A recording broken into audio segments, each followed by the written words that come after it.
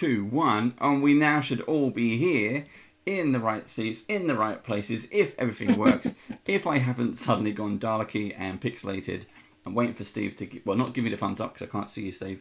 So you need to shout loud if I am still here. Hello, welcome to Band of Badgers. I'm Dave, your game master and host for this campaign. I still can't hear Steve, so I don't know if this is going out. Oh, there we go. I didn't realise I was on mute. There we go. You're good. We have sound. Right. You're not pixelated, Yeah. Dalek. Good. There we go. We have. I was going to say touchdown. That's not the right phrase. And I hate technical delays. Technical delays means they completely throw me because I'm not just the host. I'm also producing this stuff. I'm trying to make everything work. I literally have a laptop held together with duct tape.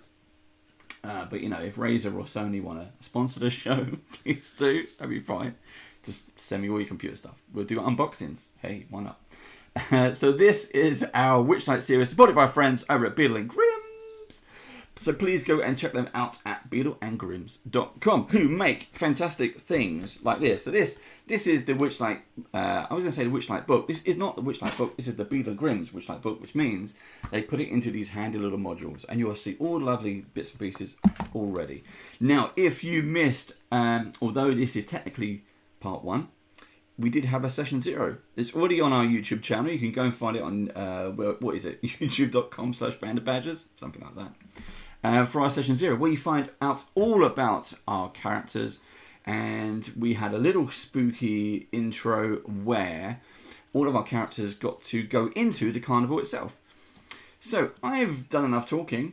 I'm going to start annoying my players now, because that's part of the fun of doing these things. So let's go around the table, our virtual gaming table, and get our players to introduce themselves. So let's start with Mike. Let's put you in the hotspot. Who are you and where can people find you? Well, I'm Mike. They can find me in the internet as the Mike Bias in Twitter and Instagram. I am part of a number of projects that promote D&D and role-playing games in general in Spanish. I write, I design, I do a bunch of things for games.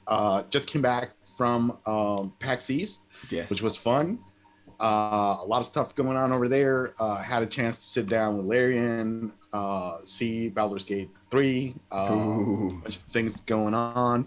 Obviously, was super hyped over there with all the new announcements that were done on D&D Direct. Yeah. And one of the few gatherings that we can actually get done right now. So you see a lot of people, and we're all talking about all the stuff that was announced. So that was fun. And just in general, happy to be here. I'm back after leaving on a little cliffhanger the last session. So we'll see how that goes. We'll have to. We'll I don't know. We'll play it out. We'll see. I have no idea. I just kind of made that stuff up. Just see where it goes. And over to Jessa. Who are you and where can people find you? My name is Jessa Blackthorn. Hello. So you might know me as the former host of Much Ado About Gaming and Model Behavior on WizKids YouTube channel.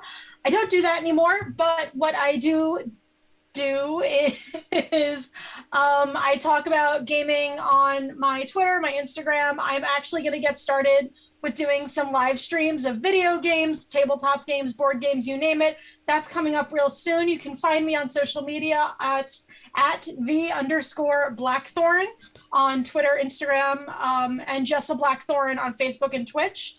And I would love to have you there. Streaming is getting started very, very soon. I am also an actress and a singer, and I'm actually about to open a musical next week, which is really exciting, but it also means that I have no days off basically from now until we open. So once that's over, we're going to get some streaming kicked off, and I'm really excited about that. And I am just really excited for today's session. It's going to be a lot of fun. I'm excited to get back to the Witchlight Carnival. I have my cotton candy cocktail, Hypnotic, and Cotton Candy Rockstar, and I am energized and ready to go. Francis, what flavor is it? What's it taste like? I would say it doesn't quite taste like cotton candy. They make cotton candy vodka. Really? I just have to special order it, and I keep forgetting to. So we're gonna have that for next session because I have so much time. Excuse me. So it's kind of fruity. So it's not quite what I wanted, but experimentation is the spice of life, or Definitely. something. Well, yes, completely agree. Mallory, who are you, and where can people find you? So my name is Mallory Mize, although most people on the internet actually call me Moxie, which is totally fine by me, because you can find me anywhere the internet has to offer you at Moxie Blue, MOXXIEBLUE. On the other days that you don't find me on this show, you can find me at Homebrews and Homebodies. I stream there twice a week. Currently, we have World Builders and Descent into Avernus, which are both really fun games to be in. Yeah. I guest spot in a bunch of different places. So, like this past Tuesday, I was on Eric Frankhouse Presents, filling in for Ali Kaplan in Death in Space, and I just do one-off shows like that quite a bit. And I'm a regular cast member over on the DAT Network right now. The show that I'm on, which is Avatar Legends, is on break in between seasons, but we'll be back with season 2 at some point in the near future. We're figuring out the rest of scheduling right now. And soon, it's my announcement hasn't been officially made, but we've been talking about it in different places, so I assume that it's fine to say on the internet. If not, someone will tell me later after I've already done it.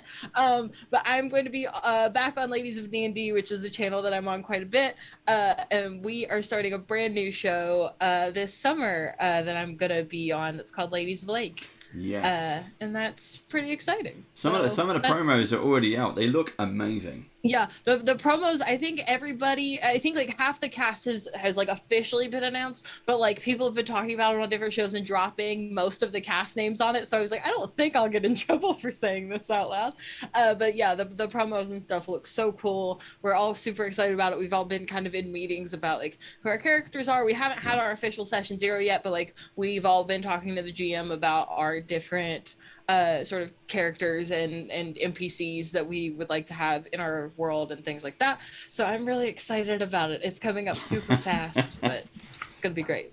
It's everything seems. It's weird because I think this year started very, very slowly, and now we hit spring, and now everything's just exploded. There's so much stuff going on. It's incredible. Yeah. Steve, who are you? Where can people find you? I'm Steve, and here. Yeah, there you go. Nice and easy. I posted on Instagram yesterday for the first You time did. ever. You posted our characters here, actually. They are now... Yeah. and I have them. He hand-delivered them yesterday. I have all of the characters. The audience can't see these yet, but they are... You'll be able to see them once they're done. But once we get there... Ooh, Steve just fell over. There we go. But all the characters are here. I'm just showing these to the players. They are all very nicely, beautifully painted, Steve. I think this is probably some of your best. The frameworks take the paint really nicely, actually. Yay! There's a hell of a lot of detail on them. Yeah, and all of these are good. D&D frameworks from WizKids. So the satchel on the druid, which is Abyssinia, like so much detail on that. All the folds that are in the leather, buckles and the straps and stuff. They're really good. I remember I put together 2 of those, and I just remembered like being so blown away by the amount of detail on them. They are extremely beautiful minis. The detail is incredible. One of them did fall off the base, so I had to super glue it back on. Was it the druid? I think so. Yeah. Okay. It's because you got tiny feet. Yes. There's not much contact area. My druids kept losing their hands, so I had to pin them because it's just such a small connection point. So we wound up putting just a little, like we would clip like a sewing pin, and then you could actually use that to pin the piece together, and that was really helpful to keep it together as well. Yeah, that's a good tip actually, because I did exactly the same. The druid lost the hands, and I completely lost it. It pinged off somewhere. I found it.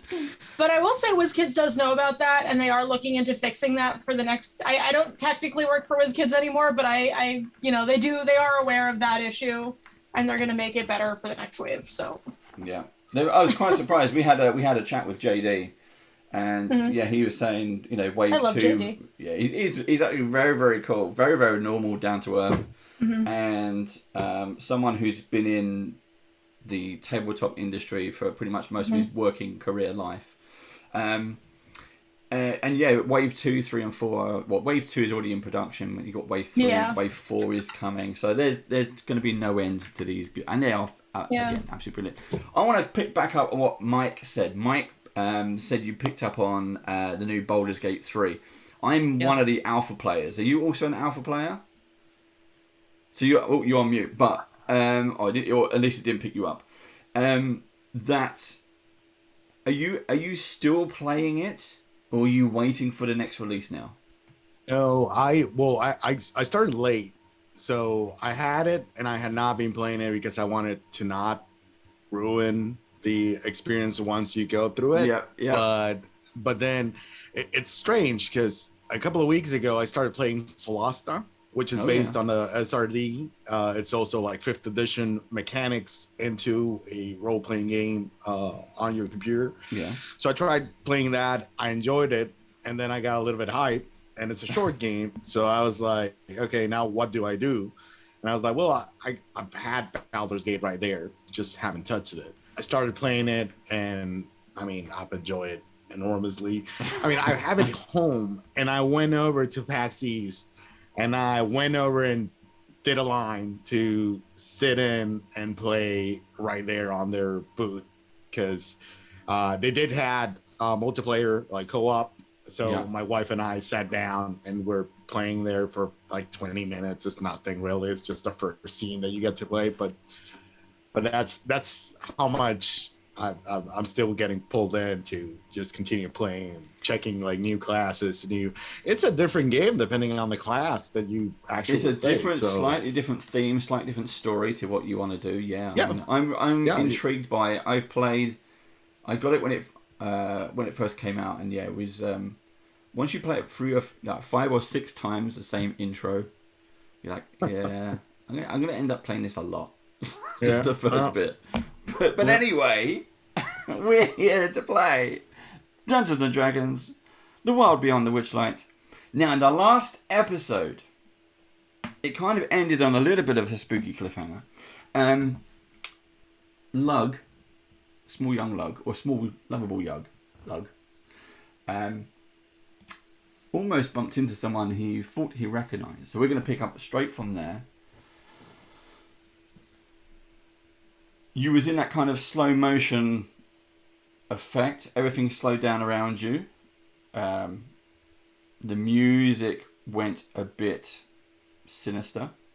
And in between the people, as they're moving through the crowd, you could see a figure. The figure was dressed in rags, dirty rags, grey-skinned, but pretty much carrying the same items that you remember your sister. I mean, I think this was sort of 15 years ago or something like that.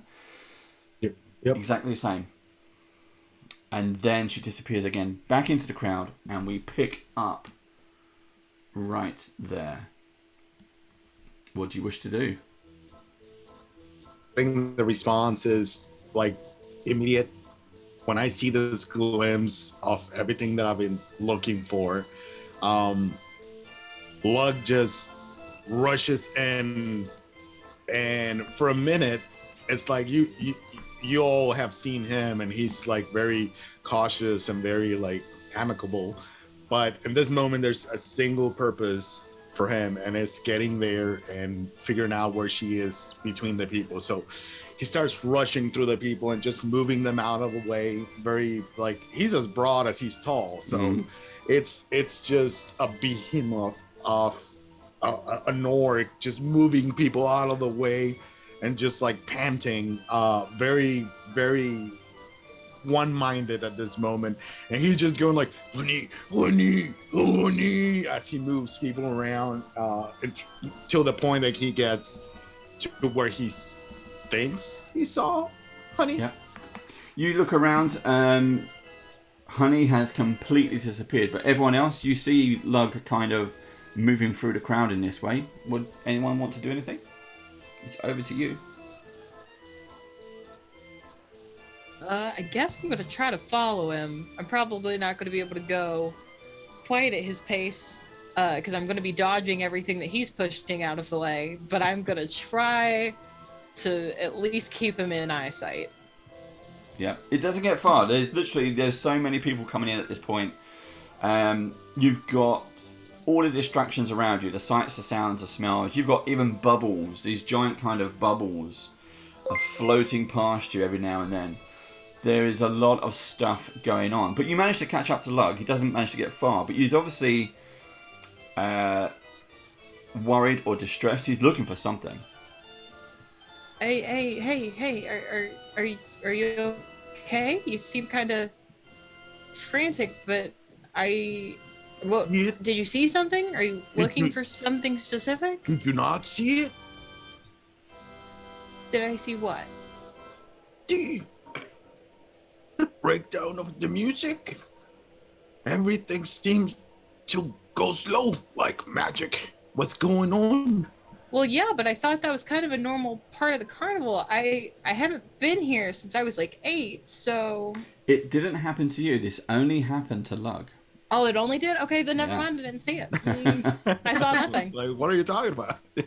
It's been a few weeks. I couldn't remember. But yeah, From everyone else's point of view, you've all just been walking through the crowd, seeing the sights and sounds, and then suddenly Lug has dum-dum-dum-dum-dum. He's gone off, not exactly... Not gruffly pushing people out of the way, but obviously double speed, moving people out of the way. Yeah, no, Right. it's just, I mean, I think everything's normal. Isn't this like the normal carnival music and the kids and the squirrels and things? The music was the same, but something happened. I'm telling you, I saw something weird. The air, it had a sinister tone to it. And I saw Honey right here, standing where we are, looking at me. But Like your sister, honey? You said she Yes. was gone. well, she's somewhere. She's not gone. Hemlock. Oh, okay. I'll help you look for her. I think I remember what you said she looks like. And I'm just gonna scan the crowd for kids or like literally anybody that fits Lug's description of Honey from last episode. Yeah. You had a big lollipop. Okay, big lollipop. Got it. You can do a perception check just into the crowd as you start scanning faces. First roll of the day. What do I add for perception again? Oh, okay, that's a 23. Boom. You immediately start scanning the crowd. You see children of all different shapes and sizes and races. You see adults, couples, groups, but you don't see anything that kind of matches the description that Lug had seen. I don't see her, Lug. Like that kid over there has a lollipop, but they definitely don't look like Honey. That's another kid. Yeah, that's just a random kid, but I don't see Honey anywhere. Well, I'll come trotting over. So Avicennia is following as well. Hey, what's going on? I'm sorry for breaking away. I saw Honey amidst the sea of people. She was here. I swear. I saw her with my own 2 eyes. That's great news, Lug. Where is she now? She got split up in the crowd. She over there somewhere? It was strange. Something happened, but as quickly as she appeared, she's now gone. Mr. Patch, can you do the thing you do? And maybe, I don't know, reach into reality and break it apart to find her? You've shown us stories before with this echoes of magic that surround you. Did you sense anything? No, I don't. I'm not sensing any magic, and I don't think I can do that. I maybe we need to get higher, and maybe we'll be able to look down onto the crowd, and what about if we climb the tree thing over there, or or and I'll have a look around at this point. Is there anything like big that we could go on? You've got let's talk about. Was there a big wheel? There's a big top, not a big wheel. Let me swap over, and then you can see the gorgeous map as provided by. I was going to say by Beetle and Grimm's, but they didn't draw it. It's apart from the book. Right, let me just quickly change camera, and I go beep boop boop, and it should hopefully. There we go. Hopefully works. So. We have this lovely thing over here. So you all came in via the ticket booth. You can see it here. I'm using, this is the Witchlight vein. This is the ticket booth here. You've come in, and as you've kind of circled around into this area, it was here. Oops. There you go. Here, just outside the big top, surrounded by all these various tents, and you can see the bubble pop teapot is there, and that's where all these bubbles seem to be coming out from, going across the fairground. But in this big area, big crowd. Some people are going into the big top, getting their seats early. Some people are rushing off into different areas. There seems to be kind of a big group heading down this way, so it's obviously something popular down there. But that's where you are on terms of the map. Also, for my players, did you all, can't remember, did I send you a copy of the map? Oh, I don't have a copy anyway. Right. I don't, but I just opened one up so I could just have a visual. I can Google it. Yeah.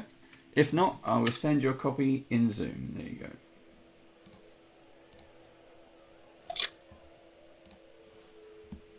So.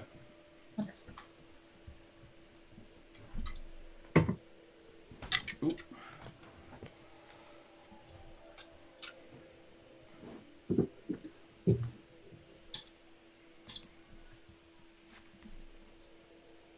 So where did you wish to go, Mr. Patch?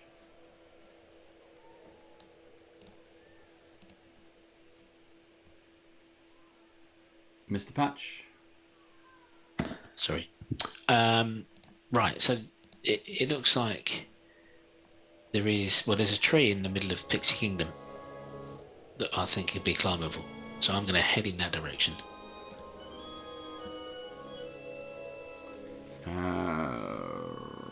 Avicennia is following, and she kind of just offhandedly says, Manny doesn't think this is all real. He thinks this is a little strange, and so do I, to be quite honest. But I'm glad we're helping our friend. Okay. So and maybe if the tree doesn't work, we could try the dragonflies. It looks like they can fly pretty high. Yeah. And she just kind of looks up into the sky for a minute. The dragonflies are definitely flying around, so they're also accessible. The dragonflies are in the top right of the carnival, seen them. And they've been flying around above your head. So these are giant dragonflies. Sorry, I've just got a message. Trying to do too many things as usual.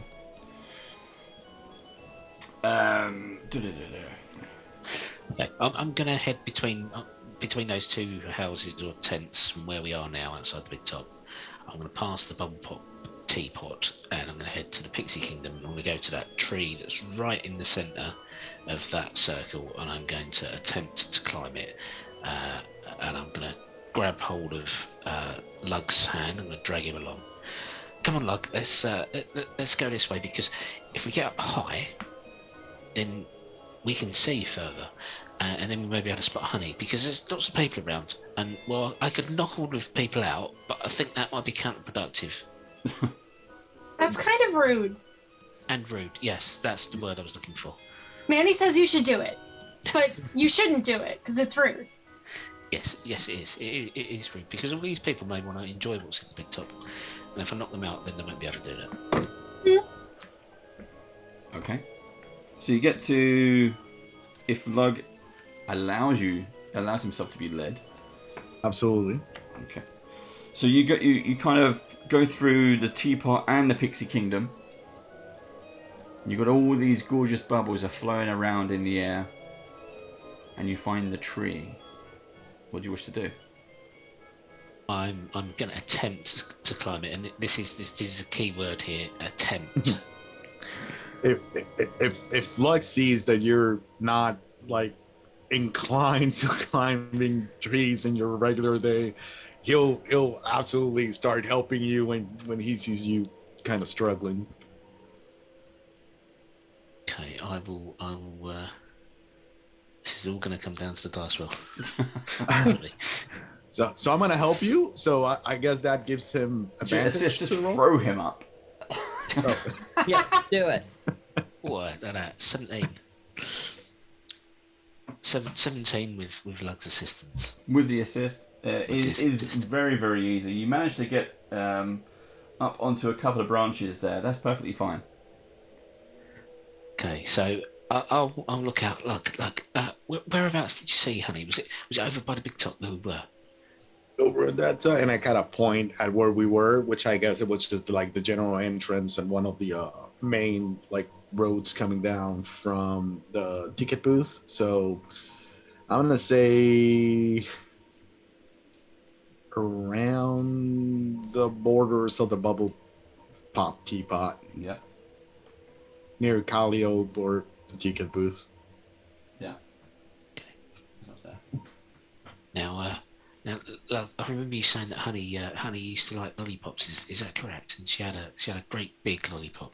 She had a big lollipop and a little dress, very cute. Oh, and she had a mask. She normally does not use mask, but she had a mask with the face of some sort of piggy. Wow, that sounds altogether quite sinister, Lug. I've got an idea. You keep an eye out, and I'll try and get the crowd to split up a bit and maybe be able to see her. Oh, okay. What I'd like to do, Dave, is I'd like to cast Minor Illusion, and the next bubble that comes out of the teapot is going to contain a small goblin. And I'm going to have him do all sorts of wonderful somersaults and cartwheels in the bubble, whilst juggling with several large lollipops. He's going to put on a bit of an act as the bubble floats across the Pixie Kingdom. I'm going to attempt to attract as many people's attention as possible to this and try and get them to disperse and follow the bubble so we can see if Honey is left behind. So where's it actually going to go? Wherever the bubble goes, I'm just going to create the illusion in the bubble. So wherever the bubbles are floating, I have to take it they're coming out the spout and they're just floating off around the area, aren't they? Yes. So I'm just going to create the illusion inside one of the bubbles so it will float where it will float. I'm not controlling it. They're not staying here. They're floating off into other areas of the park. No, there are. So the teapot area, from as you've come through it, is also. It's kind of like a ride. Right. You can get into a bubble if that's what you want to do. So these are all different shapes and sizes. But every now, so you're actually putting an illusion of someone in there. And I'm just thinking the ticket guy is going to go, "Oi, you didn't pay for that ticket." And so it's just basically chasing it around. Right. Okay. That's a complete misunderstanding on my part. Right. Okay. Lug, I may have a better idea. Why don't we go and get in one of the bubbles? I was gonna say, why go in a tree when we can fly in a bubble? Yeah, I didn't realise that was a thing. I should have. Like, I work here. I should have kind of brought it up, but I saw you had a very good plan. You grabbed his hand and you went off into somewhere you don't know, all excited.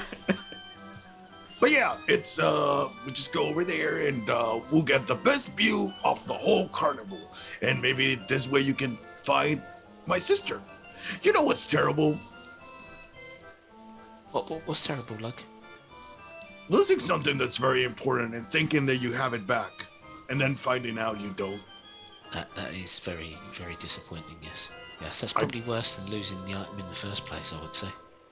Yes, it felt like 16 years of pain in a very slow minute.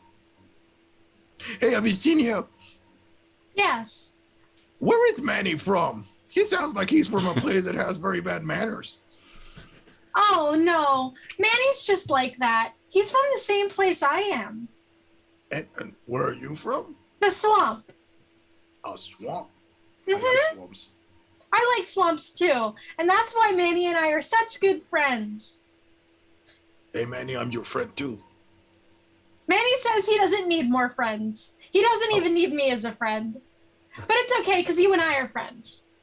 Okay. I think we're going to be very good friends. Don't worry. Manny's just mean. Don't be upset. That's fine. Don't tell him, Mr. Patch, but I'm gonna be his friend. Manny's gonna learn that friends are good. Manny says good luck. The most threatening promise of friendship I have ever heard in my life. Mm-hmm. He's gonna learn. The bubbles look fun. What are they made of? Magic and what are bubbles made of? Water, air. How much water? There's maybe some soap in it. This is a question for somebody. Mr. Patch, do you know things about bubbles? Do you have bubble facts that you want to share with us? But they're made of soap. Soap. Soap. That sounds magical. There must be if you can go inside them. Dave, do bubbles count as water? Yeah, there's an element of water there, but most of it is made of magic. But I'll allow you to manipulate some of the water that's there. Thank you, because when she gets in the bubble, she just wants to turn it pink, because that's her favorite color. Yeah, that's fine. So basically, this is, you've seen it on the map. This is like a 20-foot tall teapot. Okay, this is bigger than the tree that Mr. Patch was trying to climb up. So, but he ran off so quickly, no one could stop him, not even me. And it's resting on a wooden platform. It has a painted surface which is swirling with moving imagery of flying dragons. And as rather than breathing fire, they're breathing streams of bubbles. And these are all the little ones that are out and about. But there is a door at the base of the teapot that kind of allows you to go inside the teapot. And when you do, it's a bit kind of Charlie and the Chocolate Factory. You get magically manipulated and you go up the spout.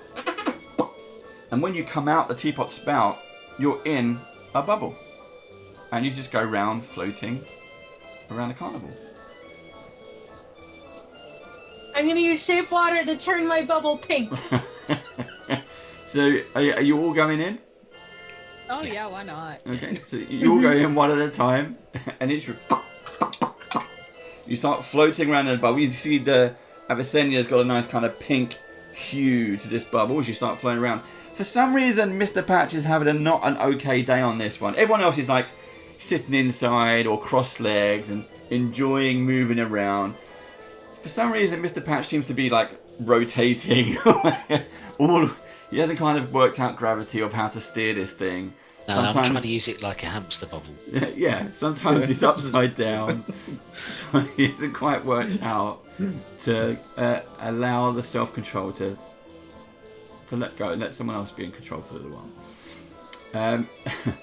So as you're floating around, what are you actually looking for? You now have the height advantage.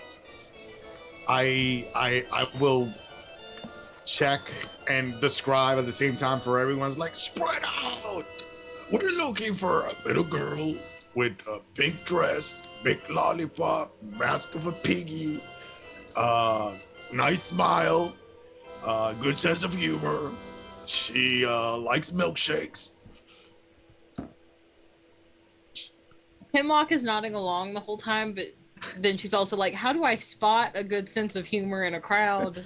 I don't Oh, you quite can, do that." you can see it. It comes through. Okay, good to know. And she's just like, she'll scan the she's scanning below, not like one for any like kid that looks like Honey's description, but also like anything that sort of points in the direction of this journal or things that seem really strange. Just like anything that doesn't look like it belongs in a carnival, even though she barely knows what belongs in a carnival. Maybe we should try the lost and found. Sorry. So Avicennia points out the lost to property booth thing, and she's like, "You lost her, so maybe she's at the lost and found." And she points over to it. Yeah, the lost and found is near the ticket booth as you came in. That's where Lug kind of was hanging in that area, so he knows it well. As you're all floating around, you float around in different kind of positions, but all still rotating around this kind of circle here. Okay, so it doesn't go too far. You don't start floating around off in the top area. You stay in this kind of safe area. You see various things on your travels as you start to kind of float around this area. You pass the mystery mine. Let's kind of bring that in. I'm going to swap over to view again for our viewers.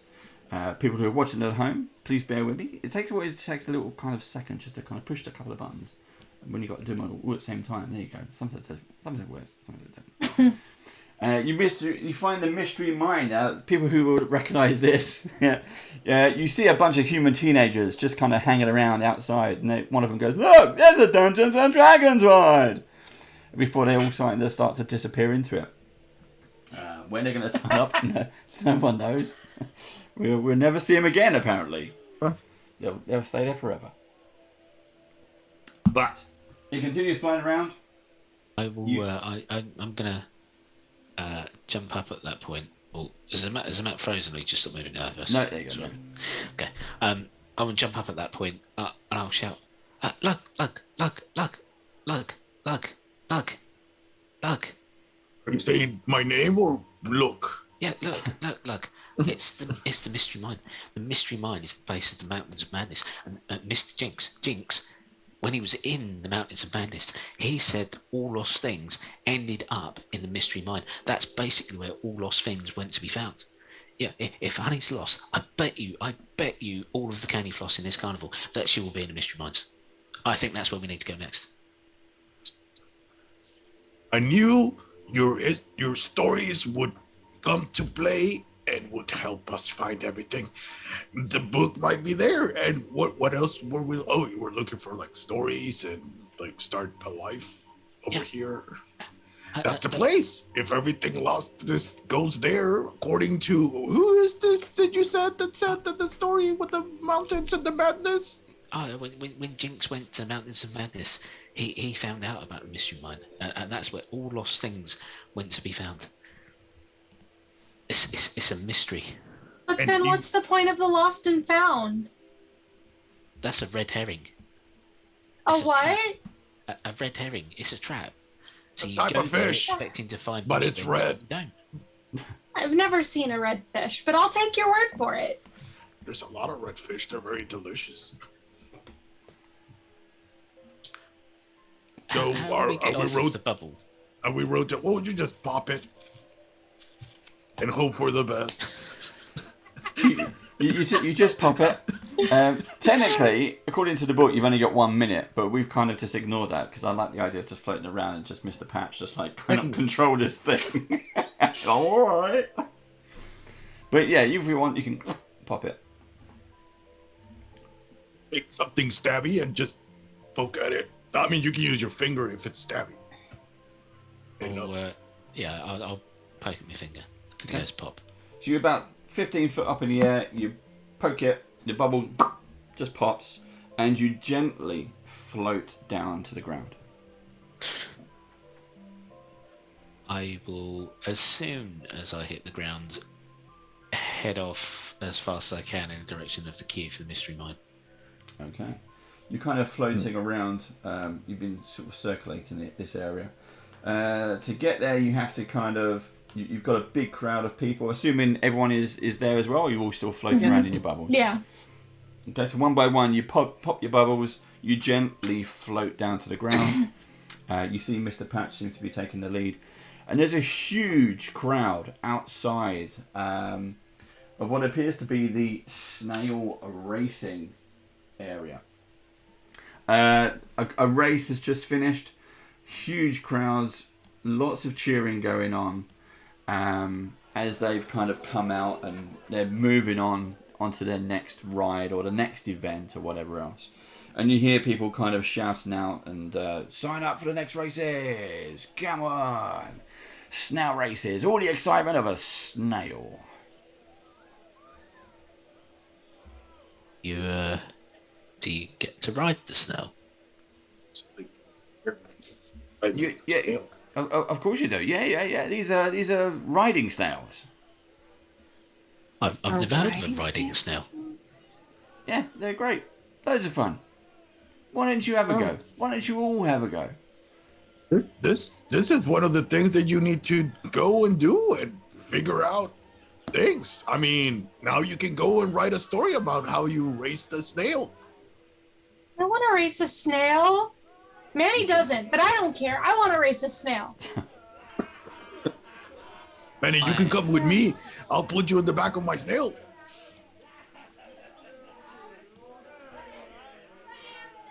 And Can we put off going to the mystery mines for a few minutes, Doug? I'm sure that Honey will be still there because I think she went to the lost place quite a while ago. So 5 more minutes will be okay if we go on the snails first. Is that okay, Doug? This is fine. I am trying to help you find the stories that you need to fill your life too. So it's not a problem. Also, maybe the book is in there. That book you were looking for. I mean, snails are not good readers because they're snaily, but mayhaps. I mean, I'll go ride a snail. I guess if everything's been gone for years already, 5 minutes won't hurt anything. Probably. Yes. Probably. Let us be fast and nice, not furious. I picked the red one, and I run. What colors are there? Okay, so the grandstands, as you all enter this kind of area, it seems to be most of these areas, these zones, are always bigger once you get on the inside and rather looking in from the outside. There are huge grandstands next to this race course, and they're filled with various cheering fairgoers. They're ringing bells, they're swinging rattles, they're waving flags. And on the starting line, and I've got a picture for everyone to see as well. On the picture on the starting line, you see 8 giant snails all having their shells scrubbed by pixies. And above the circular course, there's a wooden kind of gantry hangs from the branches of a tree in the middle.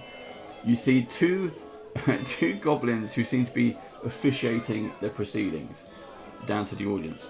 Let me bring up a picture for you all. So basically, this is for you watching at home. Let's see if... Boom. Did that work? Oh no, it's not worked. I know what I need to do. Here we go. So now...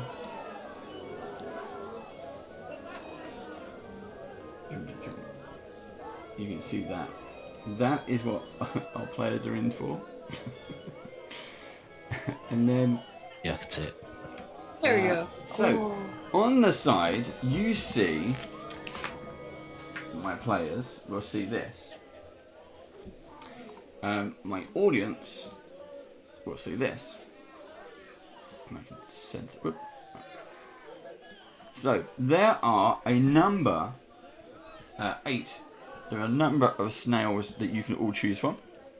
Pink. They all have... I can put you down for pink. Breakneck! And I know them by name, but it's the right one. There we go. And which one? Breakneck. Yep. There's Lug. So let's put everyone's names in. Hey, Mr. Patch, the red one goes faster. So we have Nimblefoot is blue, Escargot Rapide is black, Quickleaf is green, Escargot Rapide. Flower Flash is yellow, Wizzy Wuzz is orange, and Zippy is purple. Oh, with Escargot, he matches my outfit, so it feels appropriate. And I'm going to go with Zippy for the same reason. Okay. Yes.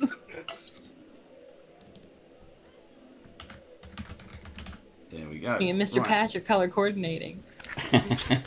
Okay, so this is something slightly different. This is actually going to be a little bit of fun, a little bit of a competition for you, your players.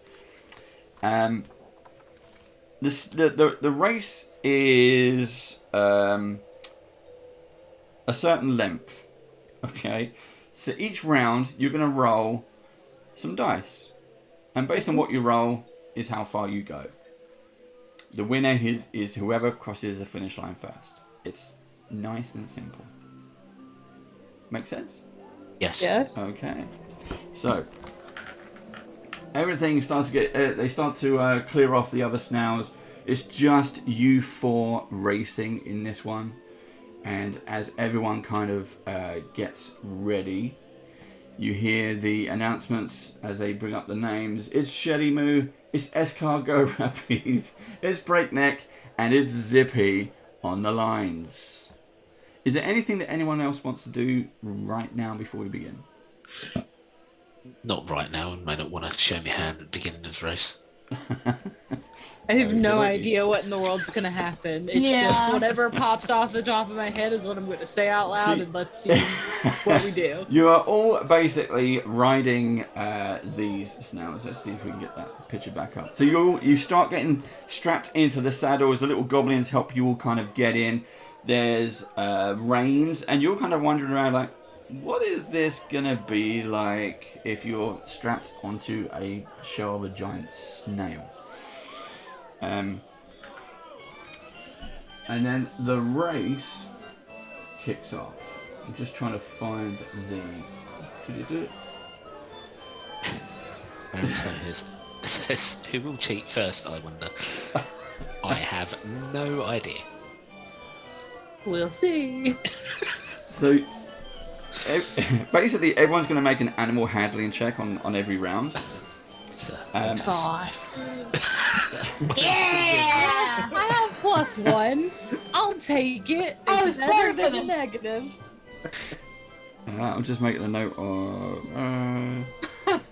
animal handling, the skill I always pick. Yep. Or me, the druid, who comes with it.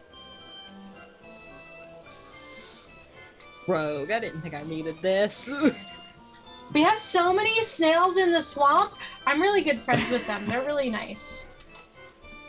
Okay, you hear the announcers. And they're getting ready. They've called out the names and they're just shouting out the rules to the audience. So as you know, all you've got to do is get the snails across 480 feet. The first person across the line at the end wins. But all you got to do is hold on tight. Is everybody ready? Mm-hmm. And you hear the announcer go, everybody ready, steady, and go. Are you ready? Are you steady? Well then go! And then suddenly, you're all off. You look around and you're all in slow motion as the snails are shoot off at super high speed. You're all holding on to these reins for the first time, and as you look around, everything seems to be in slow motion. You're like, whoa! You look around, you look over to Lug, and Lug is like, he's done this ride many times before. He's like a puppy dog with his head out the window. His tongue is outside going, yay! Everyone's holding on for dear life. Now you're gonna all start doing your rolls. We're gonna do it in snail order. So Jess, are you up first? Okay, and I'm just rolling animal handling. Animal handling, yes please. Okay. You need 12. 24. 24, okay. 24. Right, that is fine. Your snail moves up to 100 feet in a blink of an eye. Like, but close on your heels, hopefully, is Hemlock on Escargot Rapide. Roll for your animal handling, please. Hey, dirty 20. I'll take it. Oh, nice. Another 100. Neck and neck, and you start to hear the announcements on the... hey, Bob, look at that. They're going, aren't they? Look, neck and neck. We've got Shelly Moo in the lead, closely followed by Escargot Rapide. That's right, Dave. It is. And then then we're next up is Lug on Breakneck. Roll your animal handling. And I get a 17. Okay, that is still enough to hit the 100. You're following up in. Everyone is like all gone at the same speed at the same time. Everyone's at 100 feet. You kind of look around at each other in slow motion, like who is going to win. Now we're starting to get competitive. Mr. Patch. I wasn't expecting to be going this fast. I was expecting the opportunity to do some shenanigans, but I don't think I'm going to do it. We're moving this quickly, so I'm just going to roll a straight die. 12 on the nose. Okay. You're lagging behind. You're basically in second or last place. You only managed to go to 80 feet on that one because you hit it. Everyone else got a higher score than you, so they've gone further than you. Okay. Sorry, you've gone 90. Not 80, 90. Okay. 10 feet behind. Right. Now is the top of the next round. I am going to ask Abyssinia, as you're on the pink Shelly Moo snail, can you roll a D8 for me, please? A D8? Sure, give me 1 second. Let me grab the D8. Sorry, I was not prepared for this. No one's prepared for snail racing. I have so many dice in my bag. Okay, D8. 4. It's a 4. You come along onto the first bend. You're on the inside track. You can see both Hemlock and Lug right beside you. You rolled a 4. However, one of them is going... You see one of them dropping back. Can you roll a D4 for me, please? Yep. 1 to 2 is Hemlock. 3 and 4 is Lug. 1. Hemlock, you start to drift back. You on this coming round, you only move 40 feet. So that'd be 140 for you in total. Okay, so we're back into the round. Abyssinia, can you roll your animal handling, please? 17. That's fine. You're now at 200 for round 2.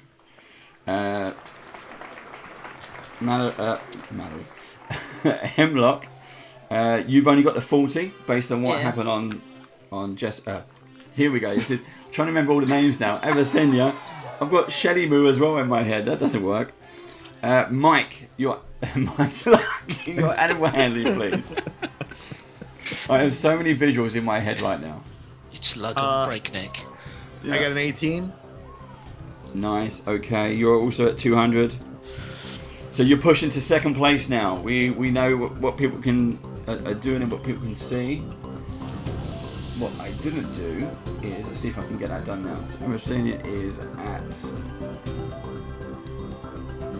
200. Update 140. Can the audience hear this music? Yes. Oh my gosh, it's so fun. Just the cheers every now and then. Try to time the dice rolls. Mr. Patch. Let's see if we can do it. On behalf of the audience, I'm going to invoke Shenanigans. And I would like to cast Minor Illusion, please. And there will be a large, supersized, giant piece of cucumber appear in front of Abyssinia's Shelly Moo. and Lug's breakneck. They can see which one their snails is attracted. Okay. All the while, I will attempt to coax my own snail in the direction of the race course rather than crashing. And I rolled a 19, so that is a 19. Okay, as you go around the bend, you see Hemlock starting to drift back, but Lug is kind of keeping pace with Avicennia on his snail. As you cast this spell, the spell doesn't work. And slowly your snail comes to a grinding halt, like as if the front brakes have been pushed. And a couple of the goblin reps come over and like, no. And they start grabbing hold of the reins and they pull you off of the race and off into the side. You have been disqualified for cheating.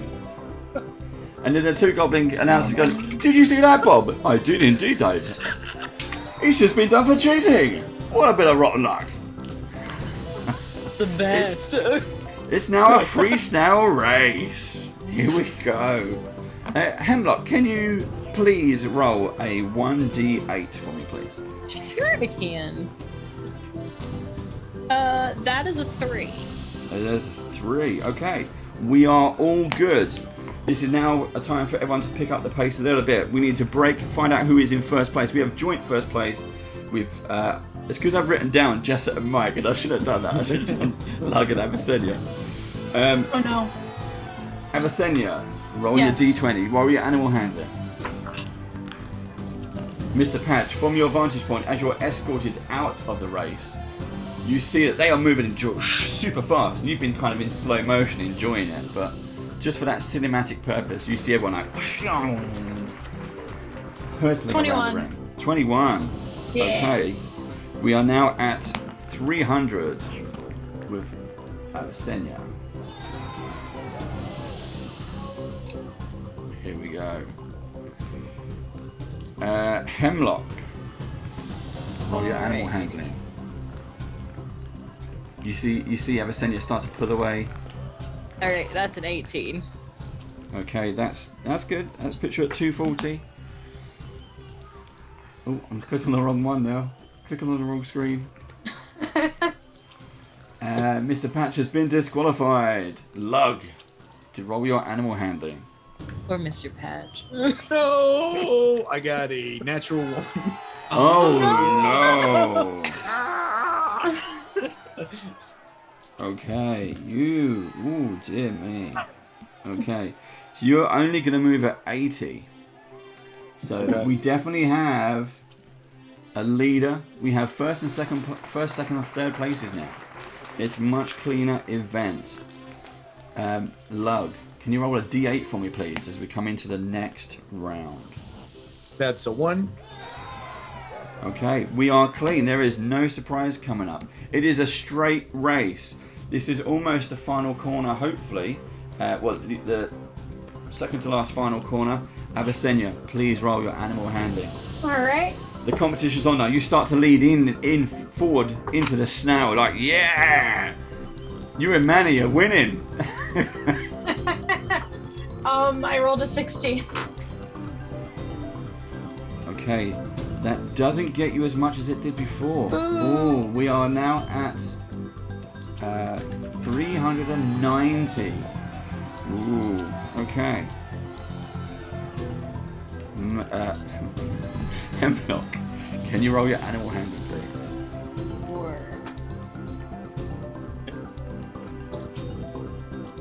Alright, that is another 18. There you Okay, go. that's good. So Watch, we're- this will be the only time I roll high this entire session will be during snail races. You start to see it, Avicennia, starting to slow down. You take this opportunity, like, yeah, have you got control of this thing now? Have you worked out how to ride it and push the right buttons?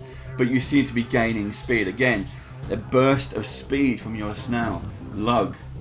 Let's go. Hemlock is kind of coming up close. What's going to happen? And Lug gets 21. Oh, Ah, we are there. Manages to pull away into the next bit. We go back round. Avicennia, can you roll a d8 for me, please? A D8? Okay. Yeah. Did we? 3. Luck turns Sorry. around, just looking for Mr. Patch, having a good time. He's not there. He's like, where's he gone? I rolled a Avicennia, 3. a 3. Oh no! Oh no. Oh no! Oh no. No, on a d8, wasn't it? Yes. No surprises, no surprises. We're Oh okay. my God. We're okay. I was reading the wrong one. We are okay. Right, roll your animal handling. Let's go. Yes. Okay. You've got a good lead at the moment, but it could 20. change. Okay. Dirty 20. Dirty 20 is still good. That brings you into the last stretch as you reach it. But let's see if anything else happened. Hemlock, roll your animal handling. It's a straight run. All right, that's an 18 again. That's what is happening? I'm never rolling with another dice ever again.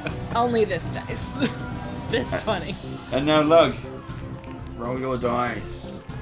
oh no, I got a 5. Oh no, that's also not good. Where That is is- Mr. Patch? And you just run by me. He starts looking backwards. Yeah. There we go. Oh no, was that right? Yeah, there we go. 360. So Hemlock, you managed to get past Lug. Lug's distracted. He's looking behind. You take that as an opportunity. You burst forward. You come in second place while Lug comes in third place. Avicennia, you pass that ribbon, arms in the air, screaming for Manny, as you take first place in the snail race. Yeah! Well done. Pink is the best color. That's what I'm hearing. You can, all of you slowly, one by one, you bring off your the snails off to the side. They start feeding them all kinds of bits and pieces, bits of carrot and lettuce and whatever snails eat. I don't know. And the goblins actually call you up. So our last 3 remaining contestants, if you'd like to, are racers, if you'd like to come up onto the podium, please, and they can present their prizes, or at least the winner. Avicennia is just kind of bouncing as she jumps up onto. So again, all the cheers are there. You can see Mr. Patch getting a stern talking to over in the corner for basically for cheating. Don't like cheaters in this place. No, no, no. I wasn't treating. I was trying to make it a fair race because Hemlock had fallen so far back. I wanted us all to cross the line together. Mr. Patch is my buddy. No, no, no. Not in this place. No, no, no. You're just mad that I'm a friend of the snails. You see your snail kind of gives you one of its eye stalks comes down. It's like a weird lick, but it like licks you with its eye stalk. Yay! All up- I'm all so up in your glad we're face. friends. Thank you so much, friend, for being so good and helping me win the race.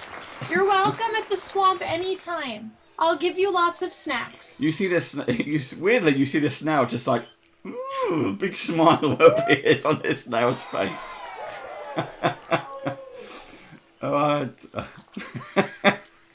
Oh well.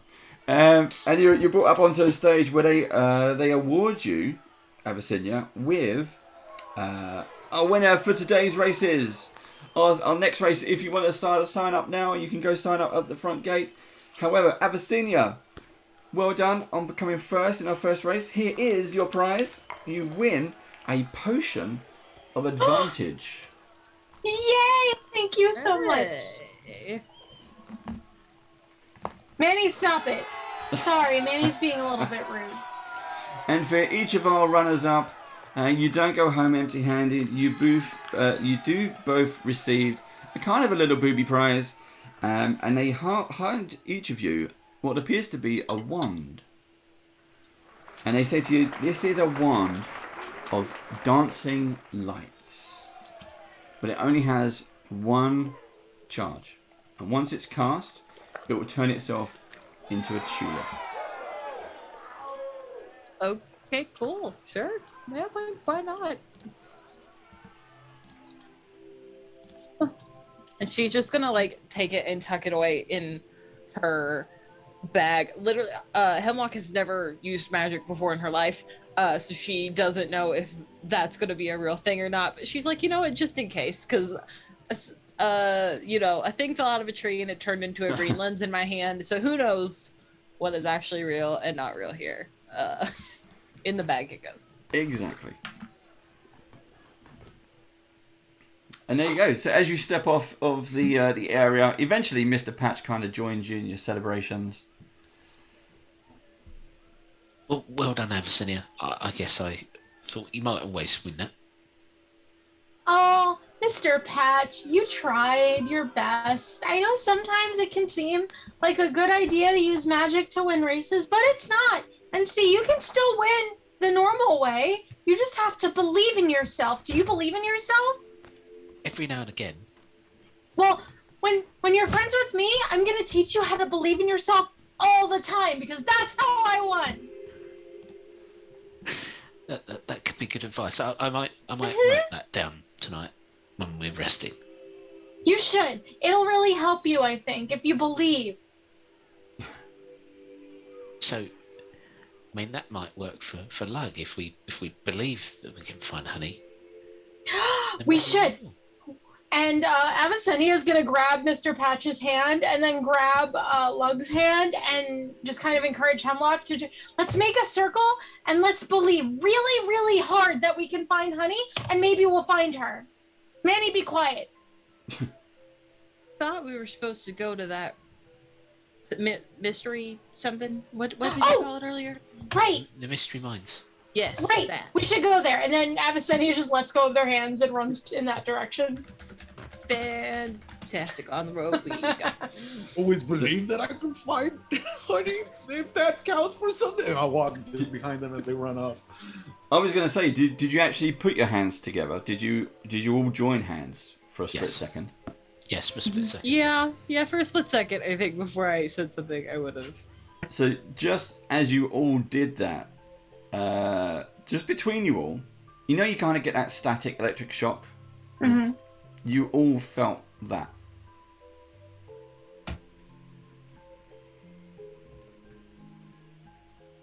Yeah. About the power of friendship. Annie. Sure it is. We can go with that. Off to Mystery Mines now? Okay. So then who runs off first? Avicennia. She's like, wow! Bolts. Yeah, she's just gone. Okay, so as you start racing out of the snail races area, you come across, you see standing, Avicennia, you see this person standing there. They are a big bugbear-looking person. They're wearing dungarees. They're wearing a pumpkin for like a helmet. And they just kind of seem to be standing, as you rush past, they seem to be standing there. They don't make any sign to stop you. Lug, you recognize him straight away as Burley. I like your helmet. I live on a farm where we grow pumpkins. You, And he puts while he's looking at Lug, he looks down at you and he puts his big paw hand on your shoulder. And he says, "You do no good. You come with me now." And he looks up at Lug and he's kind of shaking his head sort of sadly and says, "The management want to see you. You cheated." I didn't cheat because I didn't win. You cheated. You tried to cheat. You cheated. No, I was trying to make it fair because my friend Hemlock had fallen so far behind. You come with me now. And he starts to escort you away. Do I see it? Yeah. I'm gonna stealth and follow. Avicennia kind of notices that no one's behind her, and she notices that something's going on, so she follows without stealthing. I guess Lug just walks behind Birdie, and he's like, well, he's kind of divided because he understands that there are rules. Mm-hmm. But at the same time, Mr. Patch is his new friend, so he's kind of like, well, maybe just stern talking. I mean, Eddie the Goblin already, Bobbling the Goblin already talked to Mr. Patch and told him that it was not nice to do spells.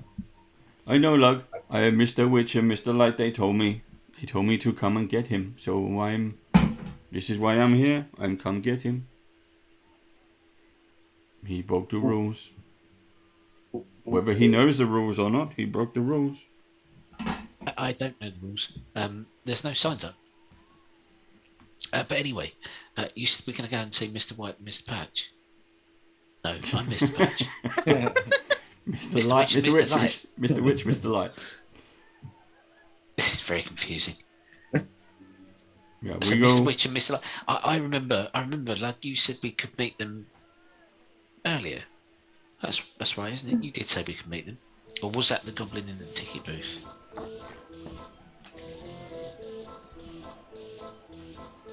I think it might be good to meet Mr. Witch and Mr. Light.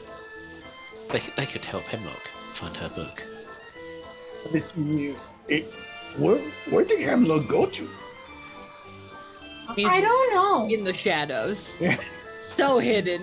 I She don't also know, thinks Hemlock like was- it's very good to meet Mr. Witch and Mr. Light, but Yeah, like that's- also last time I had an interaction with them, they maybe weren't the like kindest about the whole thing. So Mhm. I would like to get there a little bit, secretly. Okay, Mhm. okay.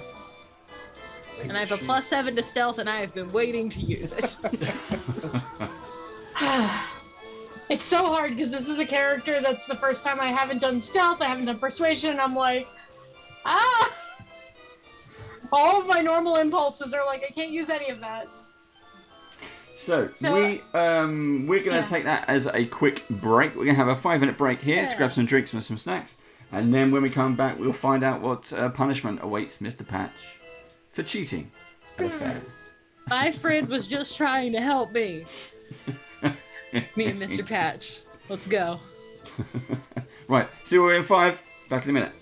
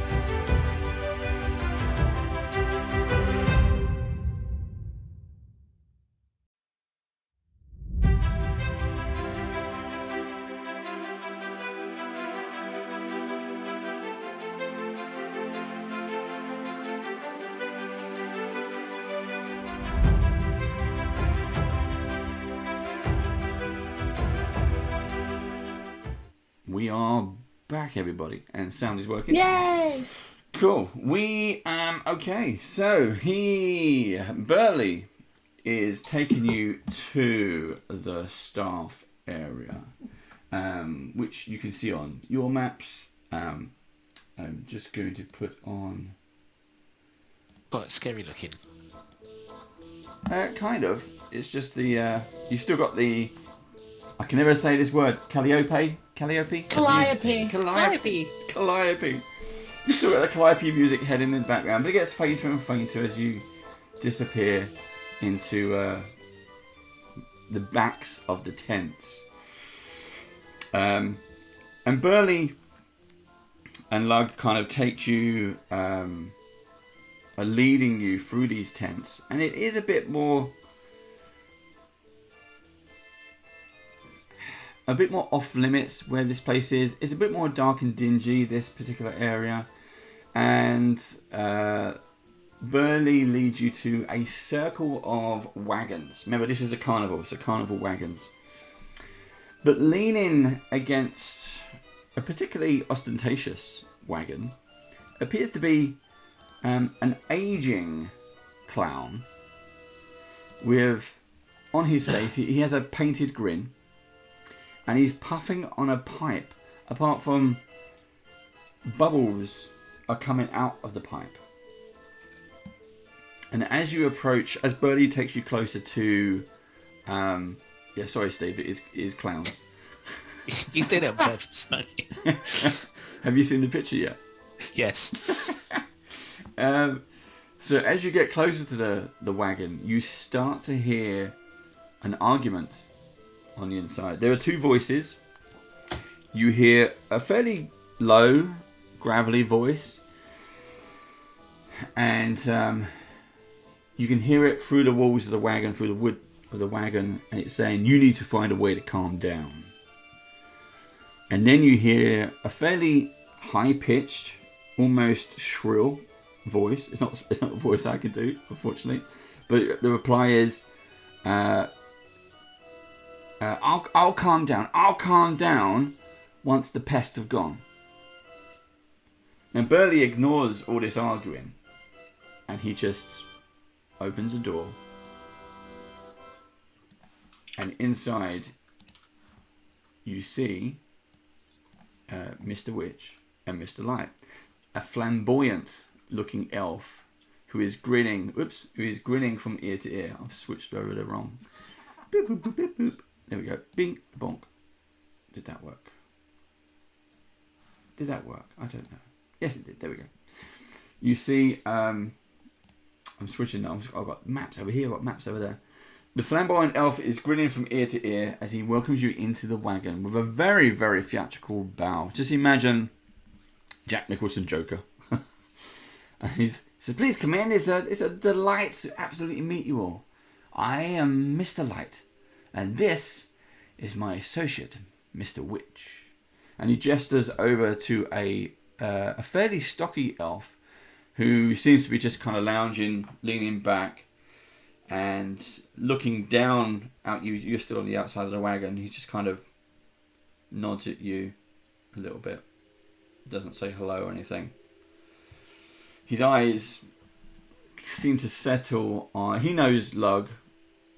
And he knows Burley, but his eyes seem to settle on Mr. Patch.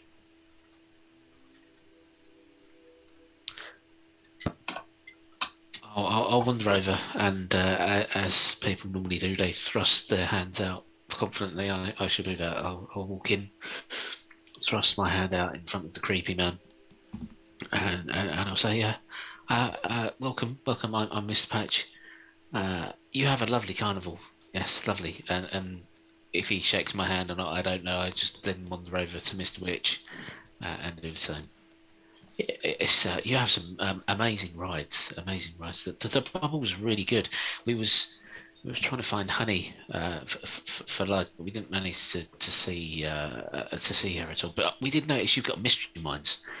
That's very intriguing. Very intriguing. Yes. You wanted to see me? I understand from the large man outside with the pumpkin on his head. You seem to... I was going to say touch down. That's not the right phrase. You seem to You seem to talk a lot. What is your name? Mr. Patch. Mister? Patch. And they call you Mister? Yes, Mr. Patch. And he looks over to Mr. Light, who is just kind of grinning from ear to ear See, again. we have the same first name. We don't have the same first name. They call me Mr. Witch, and they call him Mr. Light out of respect. Yes. What is respectful about you? Everything. Well, I tend to disagree. The rules of this carnival is no cheating, and you try to cheat in a snail race. Is that right, Lug? Oh, I think you're on mute, Mike. You're muted.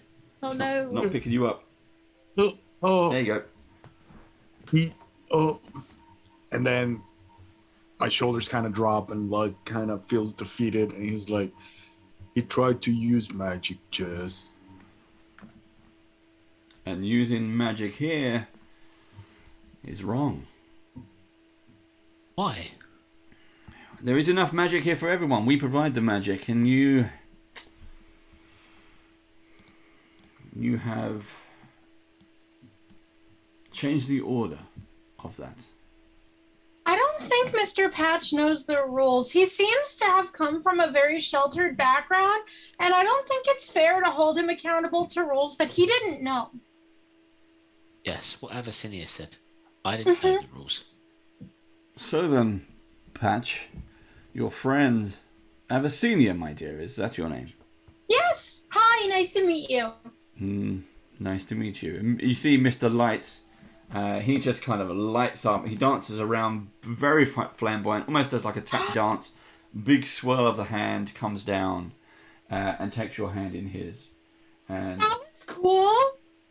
Mr. Light just kind of... Mr. Witch just stands there, not impressed with his friend.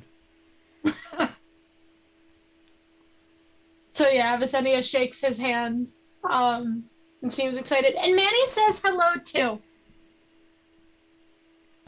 Manny is one of your friends? He's my friend. No one else can really talk to him or see him, but I can. And he's not very nice sometimes, but he thought that was cool too. And he says hello. Okay. And you see Mr. Witch, he pulls out his pocket watch out of his... He's wearing a very nice kind of gentlemanly suit. And out of the small pocket, he pulls out his pocket watch, which has a chain leading all the way in. And he looks at it, and he's kind of, well, you seem to have taken up enough of my time, Abyssinia. I suggest you provide more wisdom to your friend here, Patch. And Manny. Mr. Thank you. Patch. No, I Thank don't you. think it is, Patch. No, it is. It's Mr. Patch. Like Mr. Witch. Should be easy to remember. And Abyssinia, have a very Yes. good evening in the carnival. Thank you. Come on, let's go. And she takes Mr. Patch by the arm and basically drags him out. And then once they're outside, she turns to him and then says, I don't think you should make them mad. They don't seem like they would be very, very nice if they were mad at you. So maybe we should just find out the rules from Lug and then follow them. I'm still confused that they wanted to see me and tell me that I had broken the rules by casting magic, but then still not tell me the rules. Lug, can you tell us the rules of the carnival so that we don't break them again, so that we can keep having fun and help find honey? When you turn around, Lug is still inside with them. Ugh. And he kind of stayed then, and it's just like sheepily in there and just didn't go out. And he's like, I know I should have told them, do not take this out on them. They were just trying to have fun. I had not had an off day for a while, and I guess I got swirled up on the fun, and that's on me. But now I know that you have very important Mr. things to do, but one of them said that when she was really young, you took a book from her. Is that your friend Hemlock, I believe? Yes, her name is Hemlock. Her name now is Hemlock. Her name then was something else. And at the time, she did not pay for her ticket. She found another way into the carnival. And you know that if you come in without paying a ticket, there is another fee to pay. Sometimes it's something you love. You did very well, Mr. Witch. And you know, with your friend Patch, there are layers and layers of magic here which makes the carnival work. If we allow outsiders to cast their own magic, who knows what things might be undone. Sometimes we have to tread gently. If I have to be the bad guy, I will. You're not a bad man, Mr. Witch. You put the carnival together and you make it have its magic. I understand. He looks back down at his pocket watch, fiddles with it for a little bit. Okay. Enjoy your evening, Lug. I know you've been given, Burley told us, special an evening off. So please do enjoy it. Remember, at midnight, we have the Big Top Extravaganza. Make sure your friends are there. We'll take them over there. That's the big show. Yeah.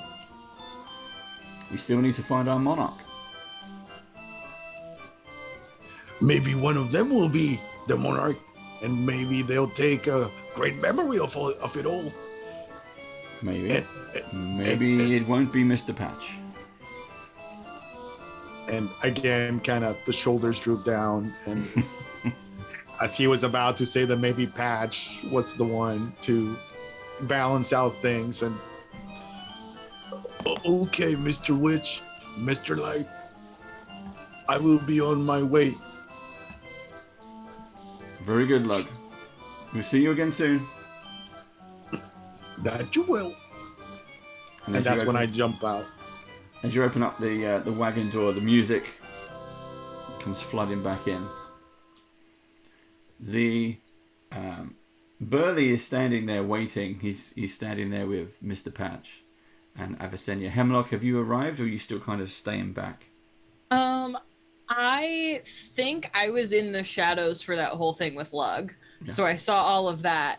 And I know that they know who I am now and what I used to go by.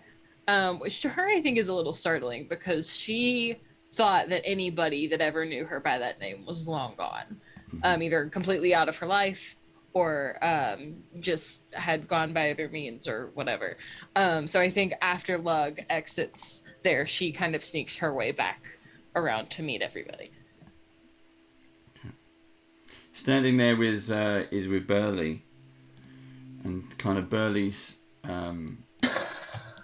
starts to take his hat off. He's got this kind of pumpkin jack-o'-lantern helmet, and he slowly takes it off, and he's revealing a very worried expression on his face, and he says, bad things, they've been happening at the carnival for a while. Oh no. And people and things been going missing. My bosses, they know more than they're telling, but somehow I get the feeling their hands are tied somehow. You're the first people I've met who might be able to set things right. And I know Lug has taken an interest in you for some reason. there's definitely a connection between you, even though you're all strangers. Mr. Witch and Mr. Light they're good guys, but you'll need leverage to make them spill the beans.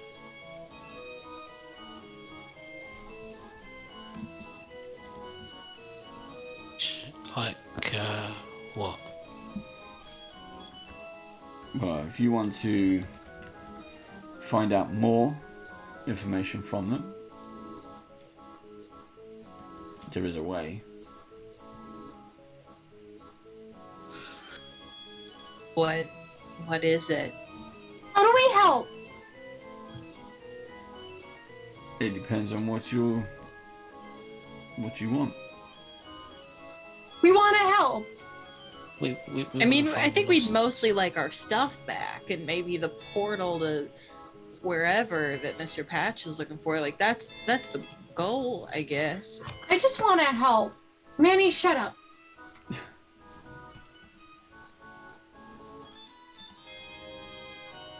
Do you think they'd tell us where the stuff is, or do they not know?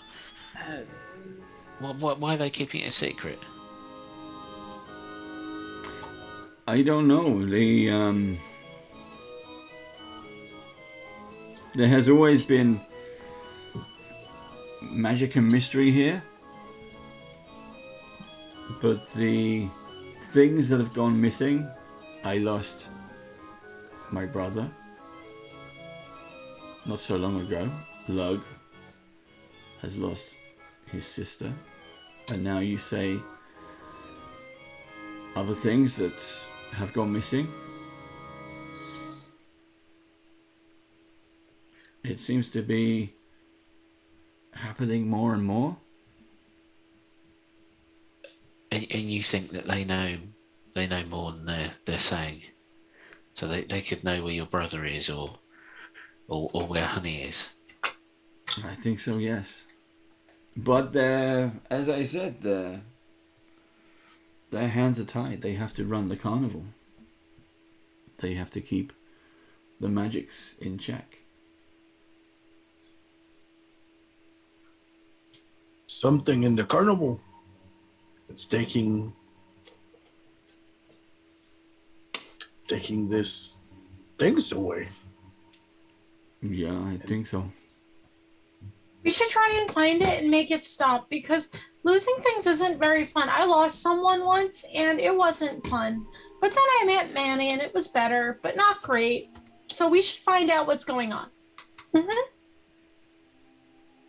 Well, I have to get ready for the Big Top extravaganza. The what? And at midnight in the Big Top, there is the big circus fair. The circus acts. We all put on a big show for you, the audience. And we have How long until that starts? about an hour.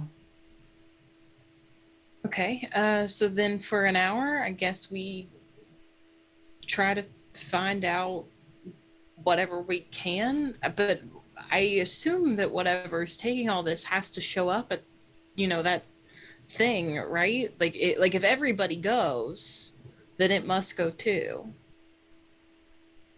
That makes sense. We still haven't gone to the mystery mines.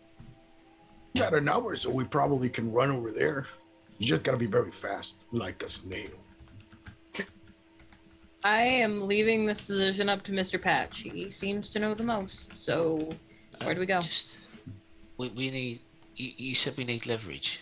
That we need to coerce then Mr. Witch or Mr. Light into telling us more. Is that what you are saying? It's one way. Or you can be crowned the monarch.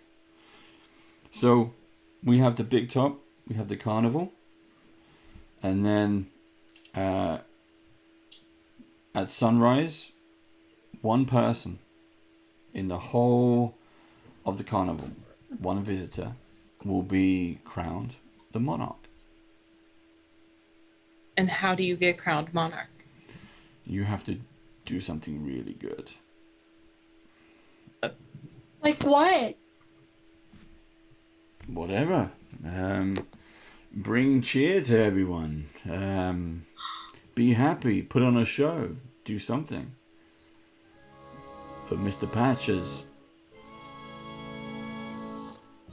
made it a bit patchy. Okay, so Mr. Patch can't be named Monarch, but that doesn't mean one of the rest of us couldn't. Mm-hmm. That's true. I mean, what could be more surprising than Mr. Patch, who people right now think is a cheater, to do something good for everyone? Mm-hmm. But is that enough to make him like good enough to be Monarch? To the two of them, anyway, or do they just see it as sort of evening out what happened? We may need to find out. But to do that, we might need to go to the mine and see if there's anything else that helps us understand what to do.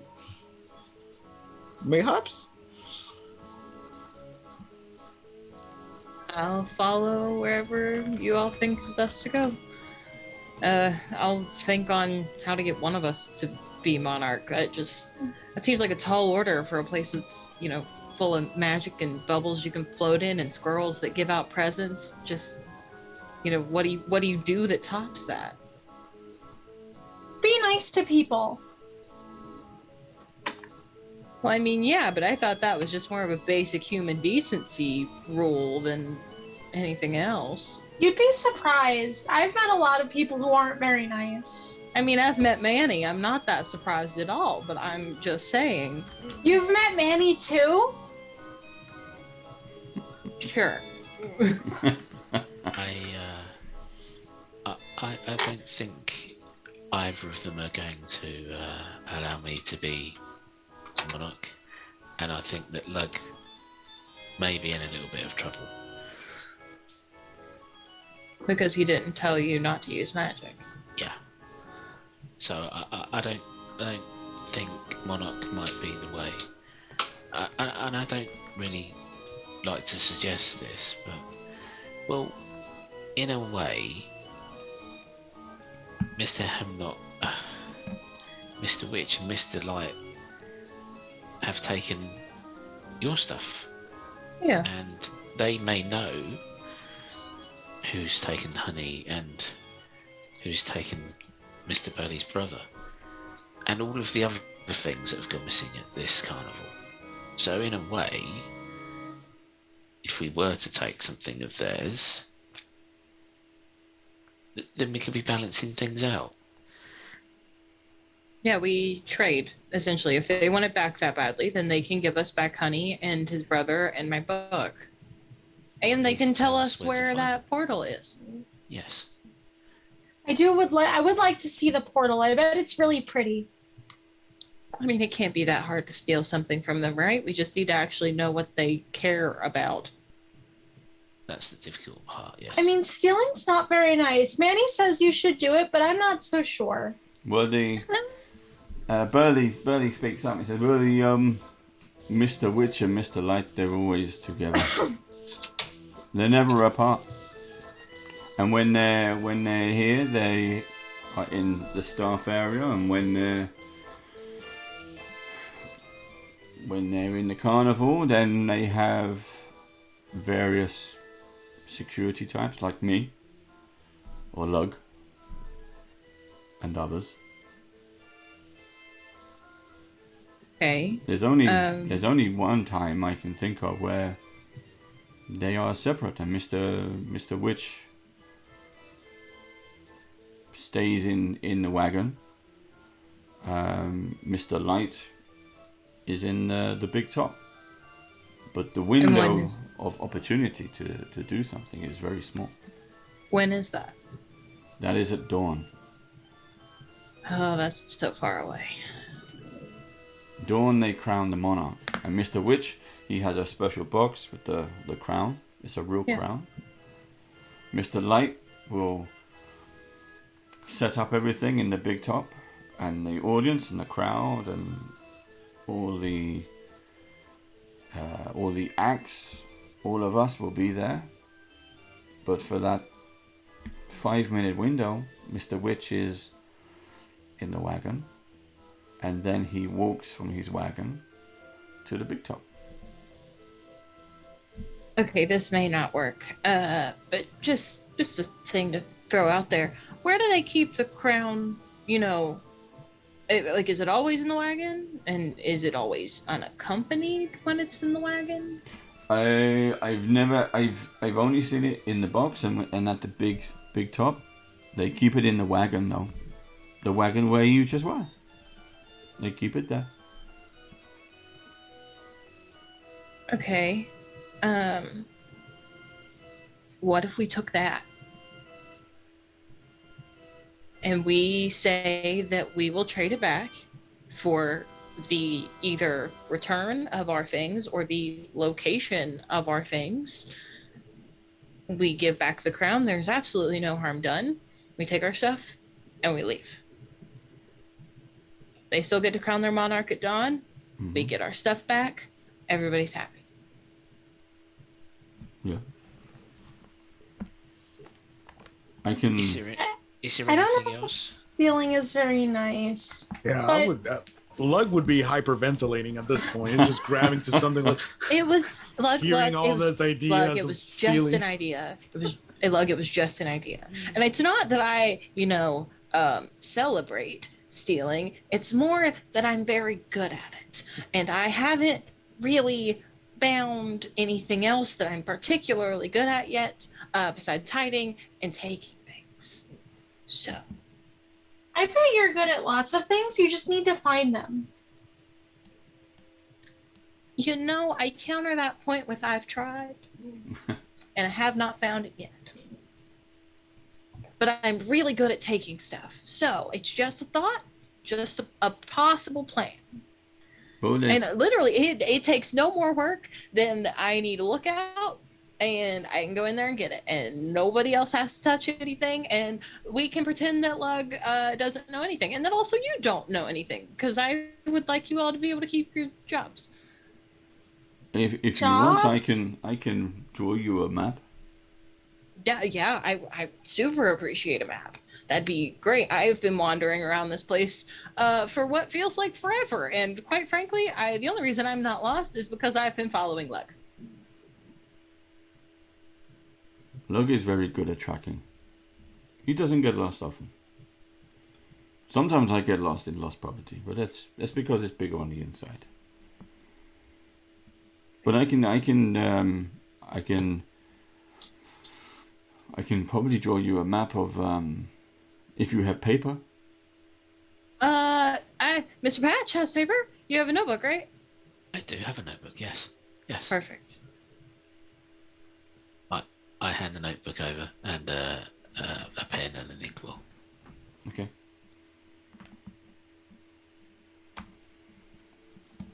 So it's like you see Burley sort of turns Lug around. He's trying to draw a map out on Lug's shoulder.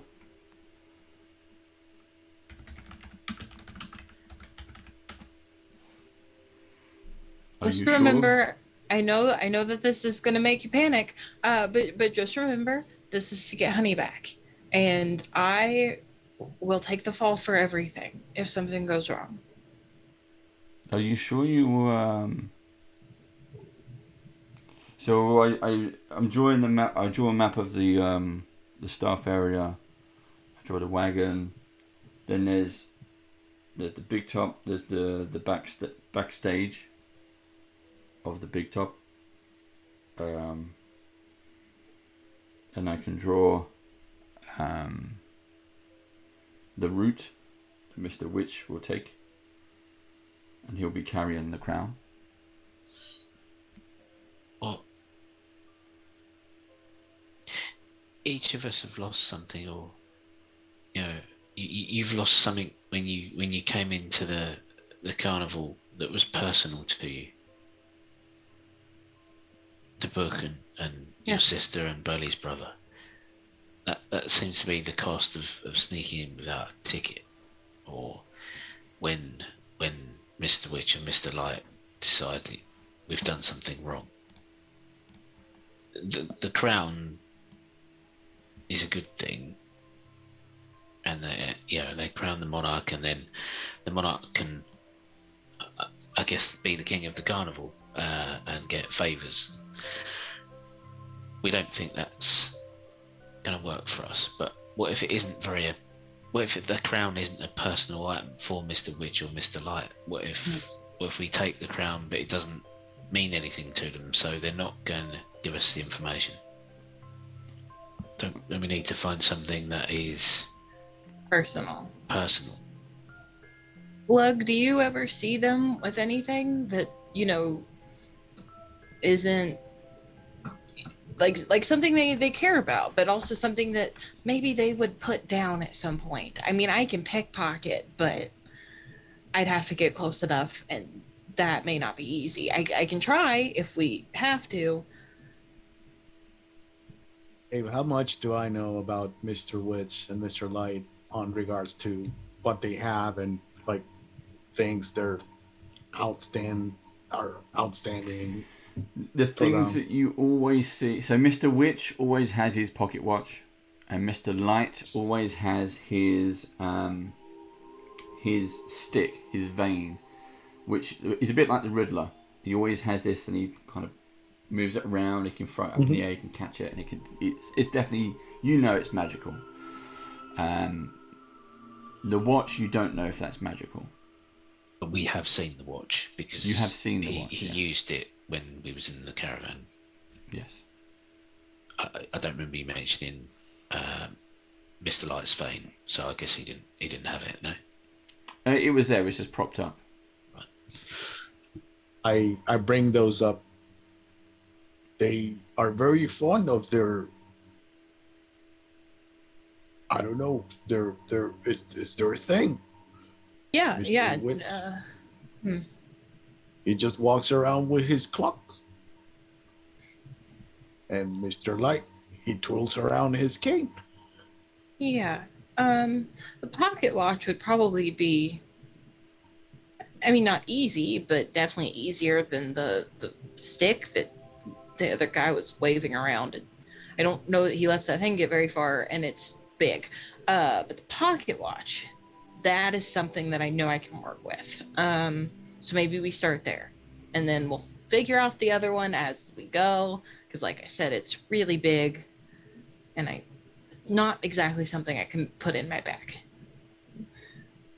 But this seems like the best shot we got. I think the watch, and we know where it will be because we saw which pocket Mr. Witch put it in. Yeah. So now we just. What if we? And listen to me. This is just a plan. What if we separate the group into two different teams? Burglar team and Big Top team. Because maybe we can be there and see what's going on, and maybe one of the people that goes into the Big Top may somehow just fortunately end up being the monarch. If that fails, the burglar team will add the special ingredient of crime, and maybe that takes us where we need to go. Will the pocket watch be at the Big Top? I think so. The pocket watch will be with Mr. Witch. Will be in the wagon. Oh, he's the one that goes to the wagon. Okay, yeah. We'll go to the Big Top. So yeah, there so I are. have 5 minutes in between. Yeah, I can draw this. I can draw where this might be. Okay. But that will give you actually, and Lug's idea. I can be backstage. So if there's a team at the wagon, if there's a team in the Big Top, I can see both sides. Maybe I can do a signal. I can help. Yeah. Mr. Witch and Mr. Light are good guys. I want to help them, and we just need. Maybe they're not allowed to ask for help. mean, sometimes good guys get caught up in bad stuff. I've been there. Yes. Danny's been there too. Okay. Okay, so Mr. Patch and I at the wagon, because no offense, but they don't want to see you. And they don't really, I mean, they know that I'm here, but they couldn't see me in there because I was, hiding. So if we stick to the wagon and the two of you that they've definitely seen and spoken to that they still enjoy go to the big top,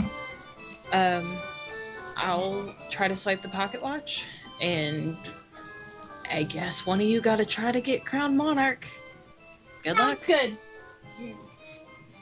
I will. So Yeah, my picture's we have finished. some- I'm gonna just send it to everyone via Zoom. So I finished. We have sketching it out. some things, don't we? Yeah, we have the potion that can make somebody's performance better. Which Avicennia has, so Yes. hopefully that helps her with the monarch thing. Lug has a dancing light, and so do I. If something goes wrong, send up dancing lights. We'll be able to see them from the wagon if something goes wrong, and I'll do the same. So keep an eye in the sky, just in case. Sounds good. So for the audience watching this at home, on screen you can now see this is Burley's sketch, which is one of the items nicely provided by Beadle & Grins. Thank you very much, Beadle & Grins. There we go. My players, I've already sent you a copy in Zoom, or you can see it in Zoom as well, because it's a physical item. There you go.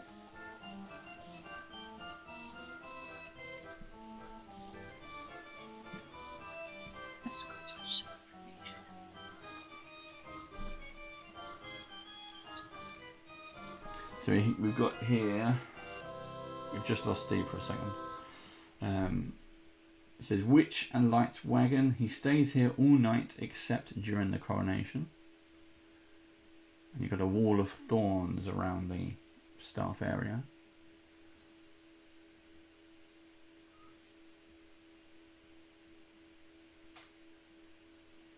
Witch will wait at the side as Light makes his speech.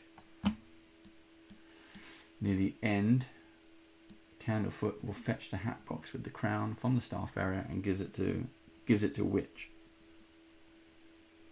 Witch carries the box on stage, presents the crown, then proceeds with the coronation. As part of the coronation, Witch and Light escort the monarch on a circuit of the stage while Palasha sings, and then fireworks. Witch is then escorted back to the staff area.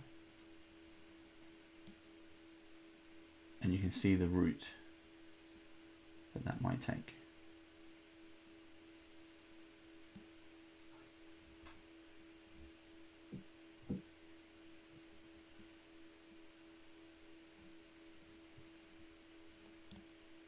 I mean, it's a nice map.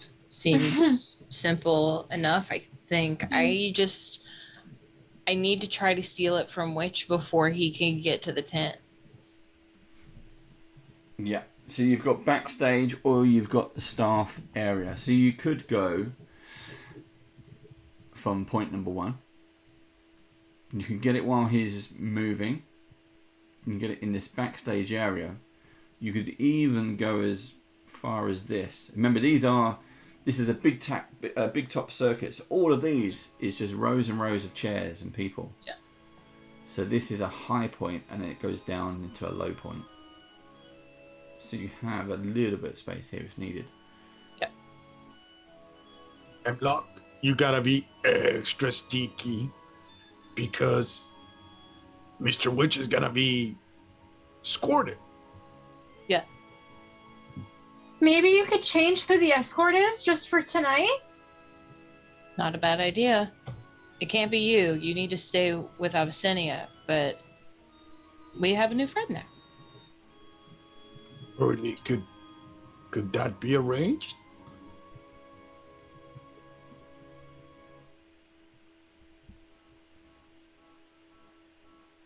What do you know about Delagon or some of the other escorts?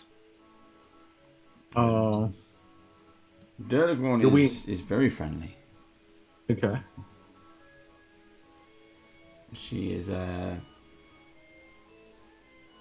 pussycat.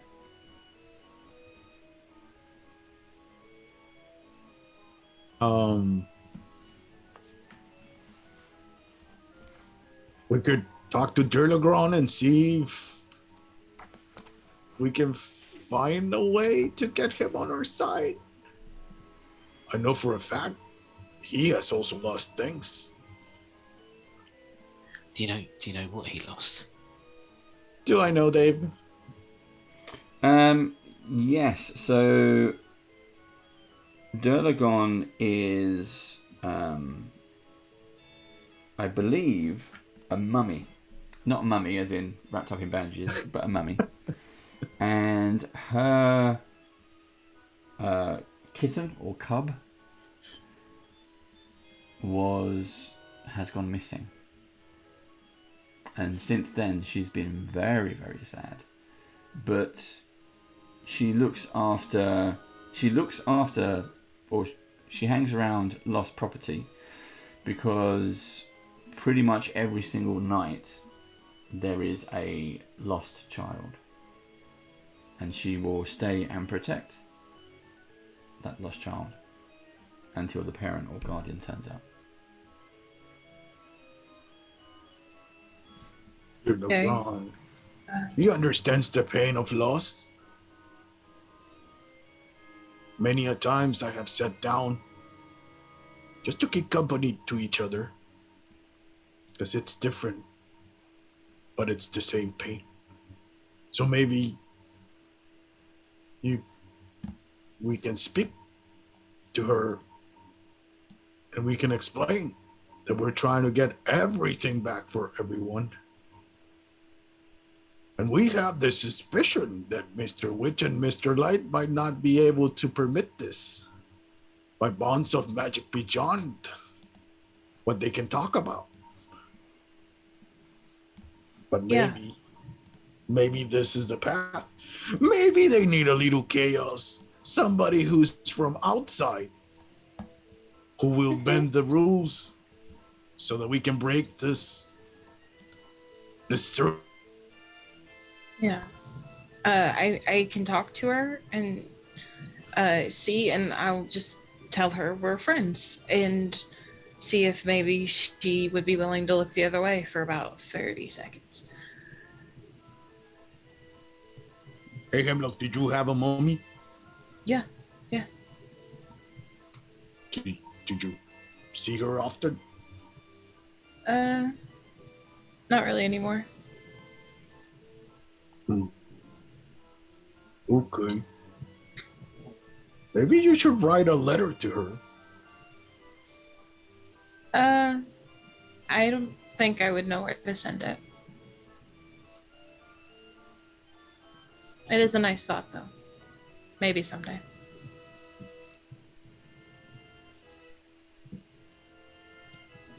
Okay, let us go to talk to Delagon.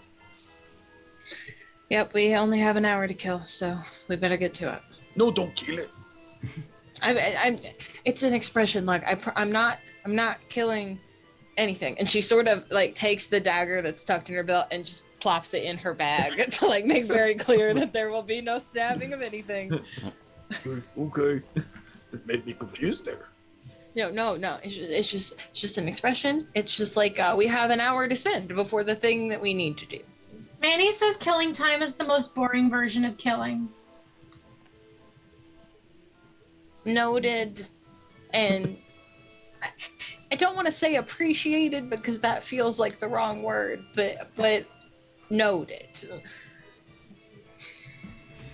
Okay, so you wanna go Hey, to? Manny, did you get a potion for winning the snail race? Oh, sorry, I didn't realize you were talking to me. Yes, I did. I got this really cool. It's called a potion of advantage. Oh, did Manny get one though? 'Cause he No, I won. got one. Manny didn't win. I won. Oh, okay. So just me. Remember, don't use it until you're at the tent, so you can do something impressive and be named Monarch last minute. How do we get named Monarch? You got to do something really cool in front of everybody. So, do something with water, maybe? Like put on a show. Love, what do you do? What do you think? Do you think there's like a specific way we could get named Monarch? I mean, we're pretty cool. We'll be there and figure something out, and just the show kind of pulls people in, and that's how they know, like, oh, that's a cool person. They should be honored and celebrated, and they'll twirl you around and put you on their shoulders and walk you, and everyone will be like, yay, and they'll say your name, and, you know, like a king, like a queen, like a monarch. Okay. Sounds great. And if you wanted to do something with water, there is a singer in the carnival. I'm just trying to find her name. Palasha? It's Pasha or Palasha, yeah. And she... It's on the map yeah, thing that you sent. she is... she's not exactly a mermaid. I'm just trying to think of where she was listed.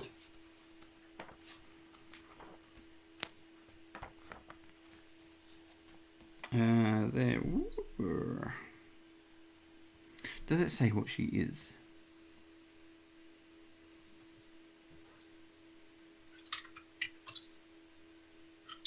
No, she is a mermaid. There you go.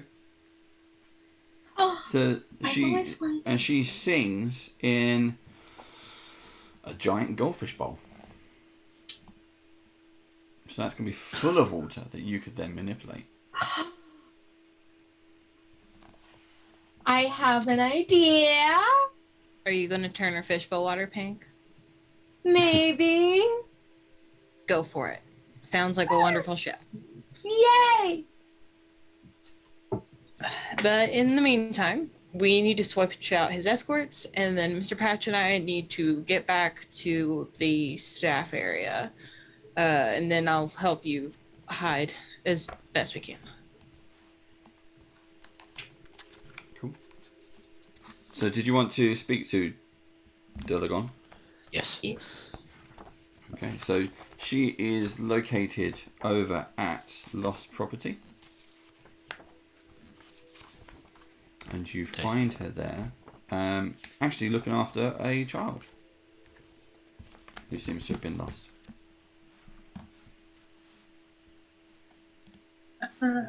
So she's a tabaxi, is that correct? No, that would be too easy. She is a displacer beast Oh. Oh, that's even cooler. with giant butterfly wings. There is a picture of her on the stream, so you can see. But she looks like a panther, like a giant panther. Apart from she is a displacer beast, and she has giant butterfly wings, and she is currently looking after a little girl.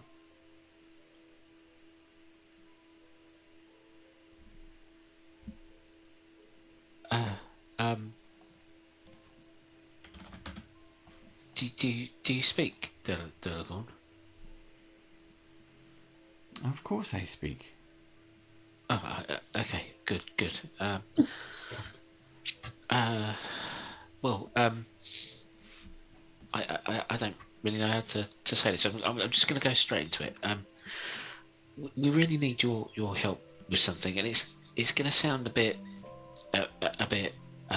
well, like we're trying to break the rules. I still don't know what the rules are, but I assume it will be breaking them. But there are many rules here. Yeah, but nobody seems to want to tell me them, which is a little bit discouraging or encouraging if you want to break them. And in this case, we do want to break them. So just hear me out. Okay. We need your help in acquiring Mr. Witch's watch for a small period of time. Not very long, and it is important because ultimately we're trying to help Mr. Witch, and I think I've got that all right. We need his watch so that we can coerce him, which I realise doesn't sound very nice, but we want to coerce him and Mr. Lighting into telling us why things have gone missing at the carnival because Burley's brother has gone missing and Lug's sister has gone missing and Hemlock's lost her book, and we understand that you have also lost your kitten, so you will know how both Burley and Lug are feeling. So really what we're doing is something bad, but we're doing it for good reasons. I hope I explained that really well. So all we need you to do is just get distracted a little bit later when you're escorting Mr. Witch to the Big Top area. How did that sound? And dear young Lug, you agree with this?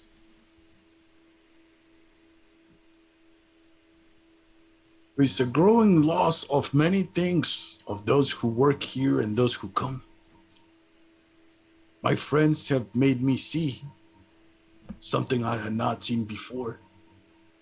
Maybe there is a powerful magic that takes these things, and Mr. Witch and Mr. Light cannot stop it. Because we don't know. Maybe this old magic is holding their hand, stopping their mouth, crunching their heart. To some extent, I agree. I have noticed them to be very much on edge. And as your friend says, yes, I have also lost someone near and dear. I have lost my cub. He is my star. And I lost him many months ago now. If you think we may find a way to get them back, to get everything that is lost back, then I will help I do you. believe this is the chance, the moment. This is the people that will do it. My friends. Oh, we don't want to get you in any trouble, so No. we're going to make it look like you're not in on it. We'll cause a distraction, and all we really need you to do is just not be as alert as you might normally be, and be distracted, and maybe run off thinking that something is going to jump out and miss the witch, and leave him alone just for a few seconds so that our friend Hemlock here can steal his watch. And we're going to do it. We're not going to hurt him. No, We're going to do no, it as not quickly at all. and quietly as possible. And I promise I am taking 100% blame if something goes wrong. You all don't need any more on you, and they don't exactly like me anyway. Not that they've seen me in a while, but they seem to remember who I am. So if something happens, I'll just take the heat and say I was trying to get the watch so I could trade it for my book, and that's that. But I got off really easy because all I lost was a book. And it was an important book because I thought it would lead me to, finally finding what made me happy and like a life for myself. But you all lost the things that sort of made up the life that made you happy. And I think I would have rather lost a thing that I never had at all than, lose the things that made me feel love, if that makes any sense. So I just really want to help, and I haven't got to do that a ton in my life, but I'm really good at taking things from people without them knowing. It's not a thing I'm proud of, but I'm really good, and so I figure that if I just do this, maybe it helps all of us get our lives back in one way or another. And I just need 10 seconds of you being distracted. We'll throw a rock or something to make a noise, and you just follow the noise, like something's going to happen to him, and I will take the watch, and we will be on our way, and you hopefully won't even see me. Very well, I will I will agree to that, but be aware that that watch, I'm sure, contains some magic. I don't know what kind, but certainly some. You intend to return it. We just want to use it as leverage. I think was the word that Burley used. Yeah, bartering chip, Yes, if you will. a trade. Very well. I will do as you ask, and my only request is, should you succeed and you get to where you're going, please find my cub, find my star, and guide him home. I promise. We will. Thank you. And if you're given the chance, bring them all back. We'll find all of the lost things. Yeah. We'll get them back to where they belong. As many as we can, I promise. Very well. Okay. With that, she agrees and she goes back to minding the small child. Okay, how much time do we have left? It's coming up to midnight, so you see big crowds all heading over to the big top. This is not the crowning of the monarch. This is just the midnight celebration. They set off fireworks. It's all the acts, but it's, if you were planning to, if you want to scope out backstage or even just the main big tent, that would be a good time to do it. Yeah, I say we go on a scouting mission. If for some reason I cannot get the I cannot get the watch off of Mr. Witch before he gets to the tent, maybe we find a backup route through here, through backstage or through the main tent, someplace for us to sit that's close enough that I can grab it. Something like that. Just a backup plan would not hurt, because this is sort of a one chance and we're done situation. Yeah, let's check out backstage, and maybe try and get seats in that top corner. Sounds good. If you want, we can. So basically, if you go to the big top, we can do two things. One, I can explain what the big top looks like, and two, while you're in the big top, you can. We have like a Mission Impossible discussion on where you think everyone should stand or sit or wherever, and you can see where the exits are, where the entrance is, and stuff like that. Yeah. Okay. Okay. Mhm. So you make your way into the big top itself. It is a huge celebration of going on. You can see Mr. Light is there. Mr. Witch is also there because this is just a midnight celebration. It is a huge party. You see various acts. I'm just trying to see if there was a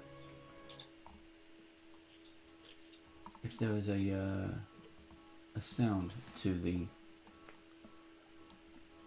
big top. I don't think there is. No.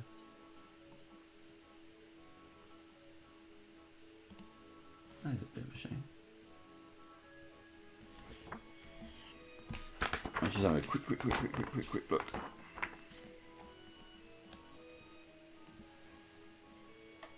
Well, I do have. Oh, there it is.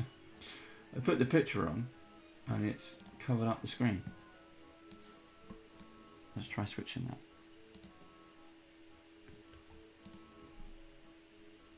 Did that work? No. There we go. So in the big top is huge. The roof of this tent reaches towards the night sky in three huge swooping peaks. It's topped with spinning gold stars. It's painted wooden panels on the tent walls, well with colourful motion, displaying vibrant circus performances. The sound of music and laughter drifts out through the canvas door, which you would be able to hear if the sound was working, because I think that stops as well. And you can hear all the crowds and cheers. There's all these acts. You get like pockets of acts going round. So you get bareback horse riders as they jump on their feet and somersaults. You've got acrobats going on. You've got the Graysons going backwards and forwards. You've got any kind of circus act you could imagine going around. But it allows you to see an area, which I will show you as I swap the map. So we will get a slightly different view. And these maps are gorgeous, by the way. These are the Beadling Grimm's maps. Let's do that. Let's change this up so you can see. There we go. And this, as we pull back.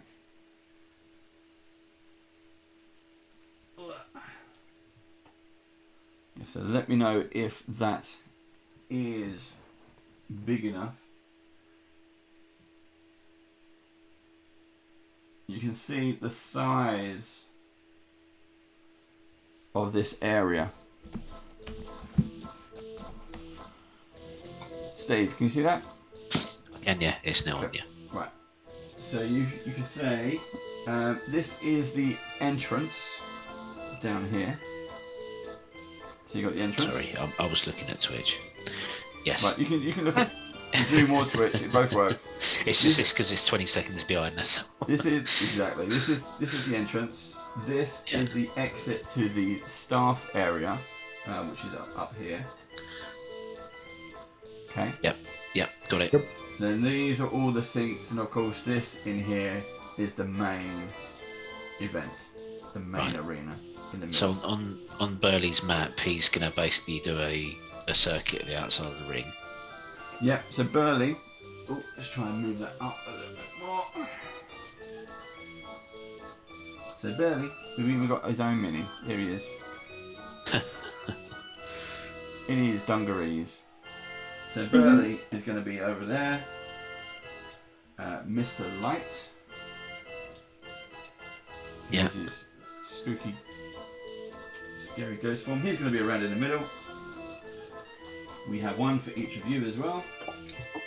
Yay! And Mr. Witch in his gentleman's suit.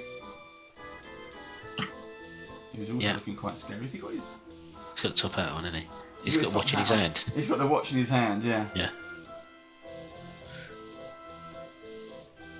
He's actually got his pocket watch in his hand. So he's going to be right at the back, coming from that way.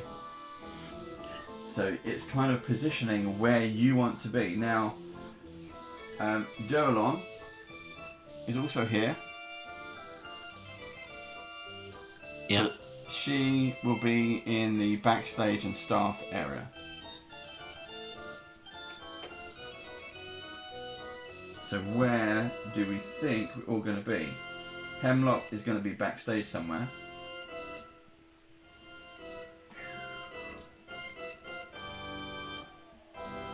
Take a minute for that to catch up.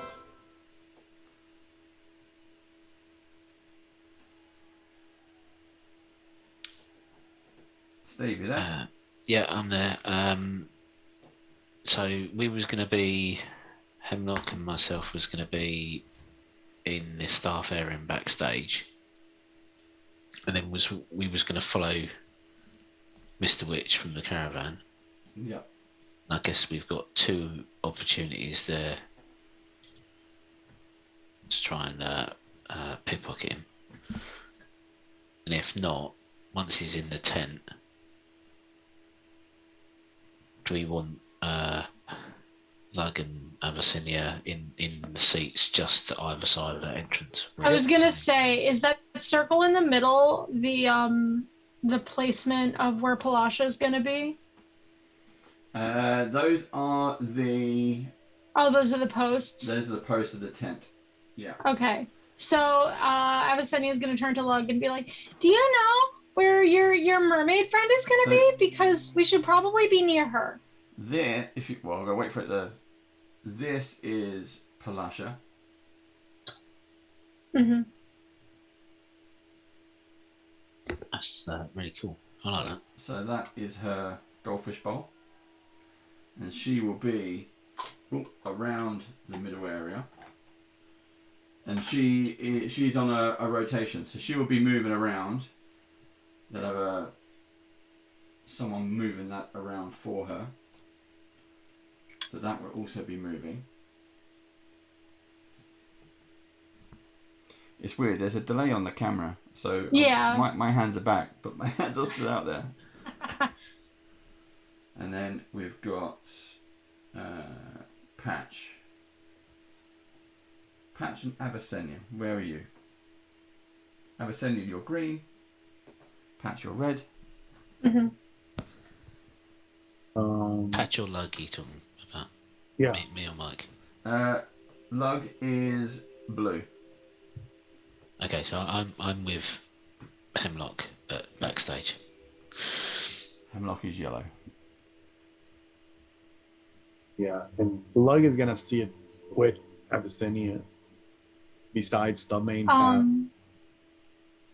Yeah, Abyssinia is going to try and sit as close as she can to the center so that she can reach with her shape water. You could go from the other side. You could probably reach. What's the distance? 30 feet. Yeah, so these are 5 foot squares, so this is fine. You could be anywhere. Yeah. So she'll go in the front on the other side because that's also a good distraction. Yeah. So, yeah.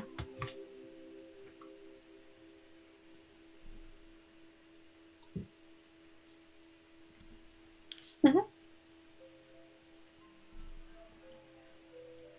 Okay. So we're going to try and distract the displaced beast. We'll try and take him outside. Do you want to do that now, or do you want to wait for the coronation? We do it when he's moving from the caravan to So to the tent. that's at 6 a.m. basically, and right now it's midnight. Right. So this is the big top party, but it allows you to plan. The staff and everyone else, all the acts, the performers, they pretty much do the same thing twice a day. Okay, so we if you've could ever all done be Disneyland, it's the same thing. We could all be in the big top watching the shows, and then Burley could let us back into the staff area just before dawn, really. Okay.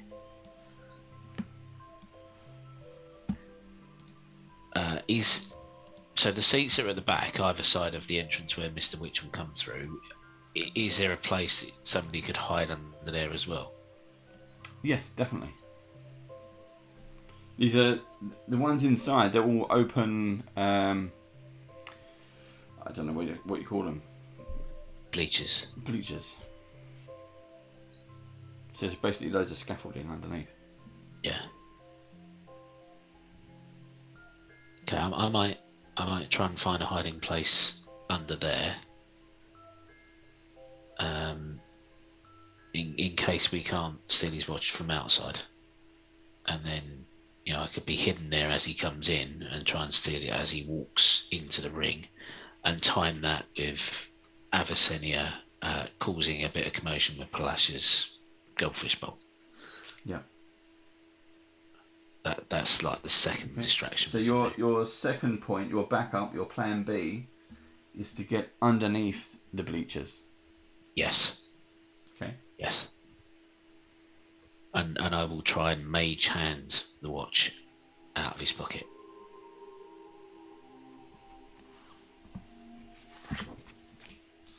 Okay.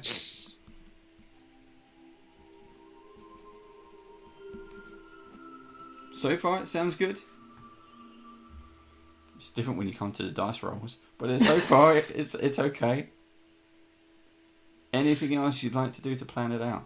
This is your planning time. So, just looking at the thing that just looking at what Burley drew, it looks like Palasha doesn't come out until after they crown the monarch. So we need to find a way to become the monarch before Palasha comes out. Lug, when does Palasha come on Well, stage? Palasha will already be out. It's just that she will then do a song of the coronation. After the coronation, though, after they select someone.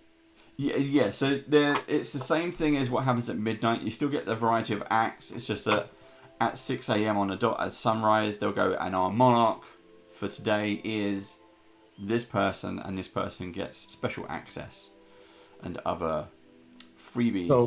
So she's singing throughout the show from midnight Yeah. to 6. That's when you can try and prop her up and do your thing. She'll be singing before the announcement, and then she'll be singing, doing a special monarch song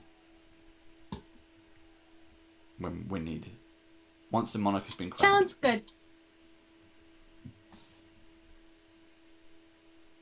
You want to try and do something now then? Try and get crown monarch. Yeah. Okay. I will try and aid you if I can. Okay. What do you want to do? I don't know.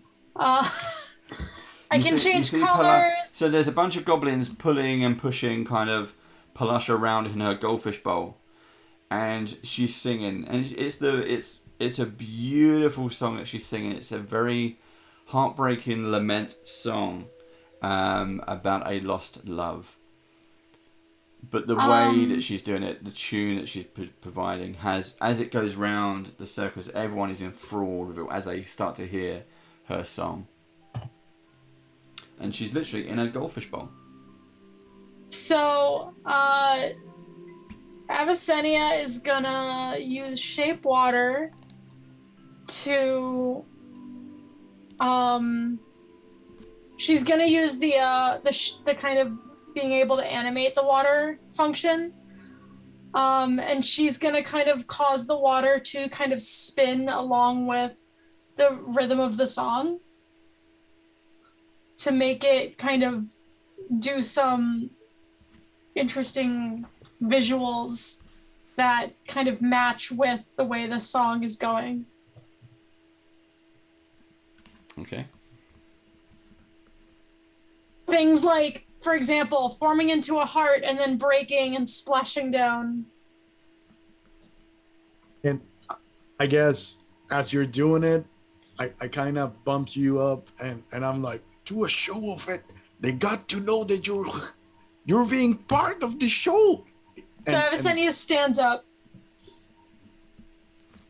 and just kind of makes it into like, even though she doesn't really need her to do big movements, she does the big movements to kind of show off as she's doing it.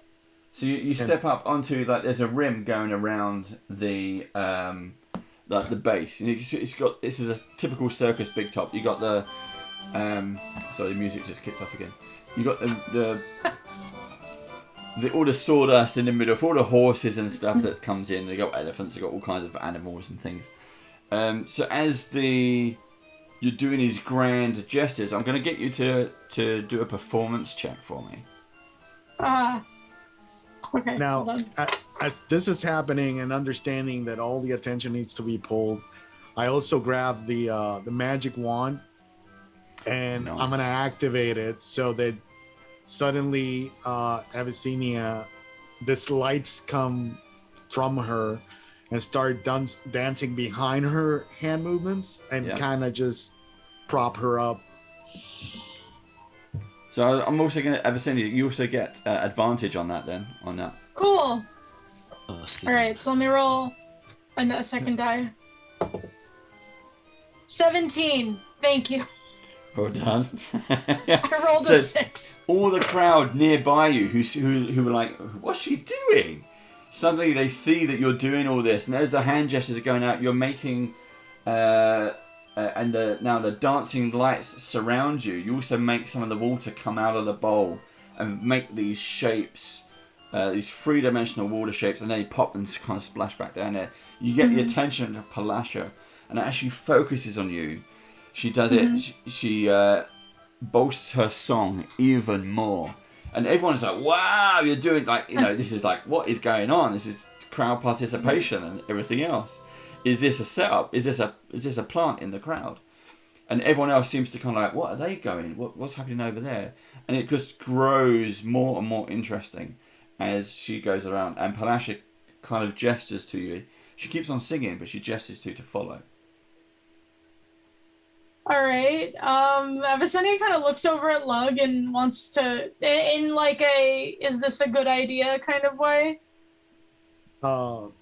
And as I turn and the magic kind of dissipates because the spell is done and turns into a tulip, I turn around and I kind of act like I point at it, kind of like you know, Okay. egging you on to go. And I give you the tulip and I turn around to the people like start applauding and kind of playing into the whole thing. Yeah. Avicennia follows. Okay. So you hear all the crowd start to cheer and clap as you go further and further around. They are completely enthralled by everything that is going on at this point. There is so much happening that Palasha starts to get a bigger crowd following her because there's different acts going around. And you've got acrobatics, you've got flame acts and flame swallowers and throwers or whatever they are, who are getting less attention now. They're all focused on you and Palasha as the crowd is just erupting as you follow around. I'm going to ask you to do one more performance check as you continue going around. So With or Dancing without Lights advantage? Sorry, Dancing Lights has run out.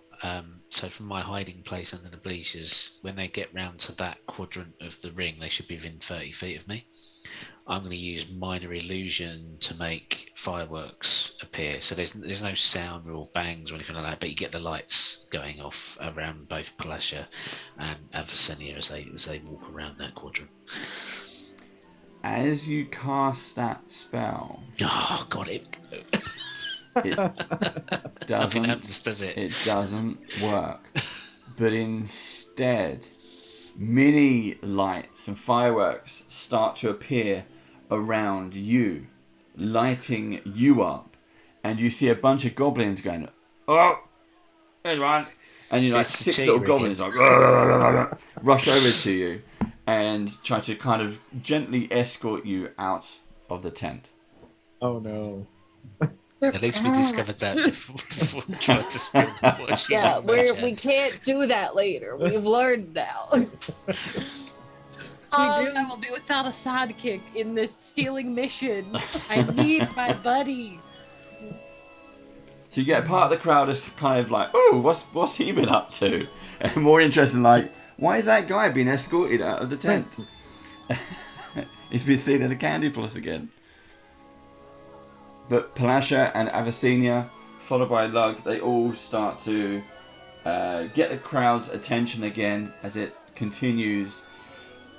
There's a huge amount of glee. The atmosphere is one that's building up, and everyone, there's not a dry eye in the house as Palasha continues to sing her sorrowful lament, and it finally ends, and the crowd are quiet for just a few seconds, and then erupting in just applause and everything else.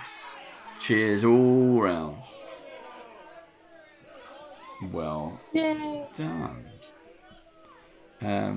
So I actually made a note earlier, but Jessa, you get an initiative point. I was going to say initiative point. Hero point. What is it? Oh, Yay. Inspiration. Inspiration point. Inspiration. It's nearly midnight. It's been a long day. And Steve, you mentioned it earlier. I think you came up with the watch. There was a point about the watch, Yeah. and I made a note that you did it as well. So you get one as well. Oh, But lucky. it doesn't work with your magic casting, so No. Save that for something else. exactly. So now we've had your kind of a test run of what you think you might like to do. The crowd have erupted favourably to Avicennia's bolstering of Palasha. That also works in your favour. But after that, I guess we're going to have to wait until next episode Aww. to find out what happens. whether your mini heist plan is going to work out or not. Oh no. We'll see. It's so much to put on the roll of the dice. It is. That's a lot.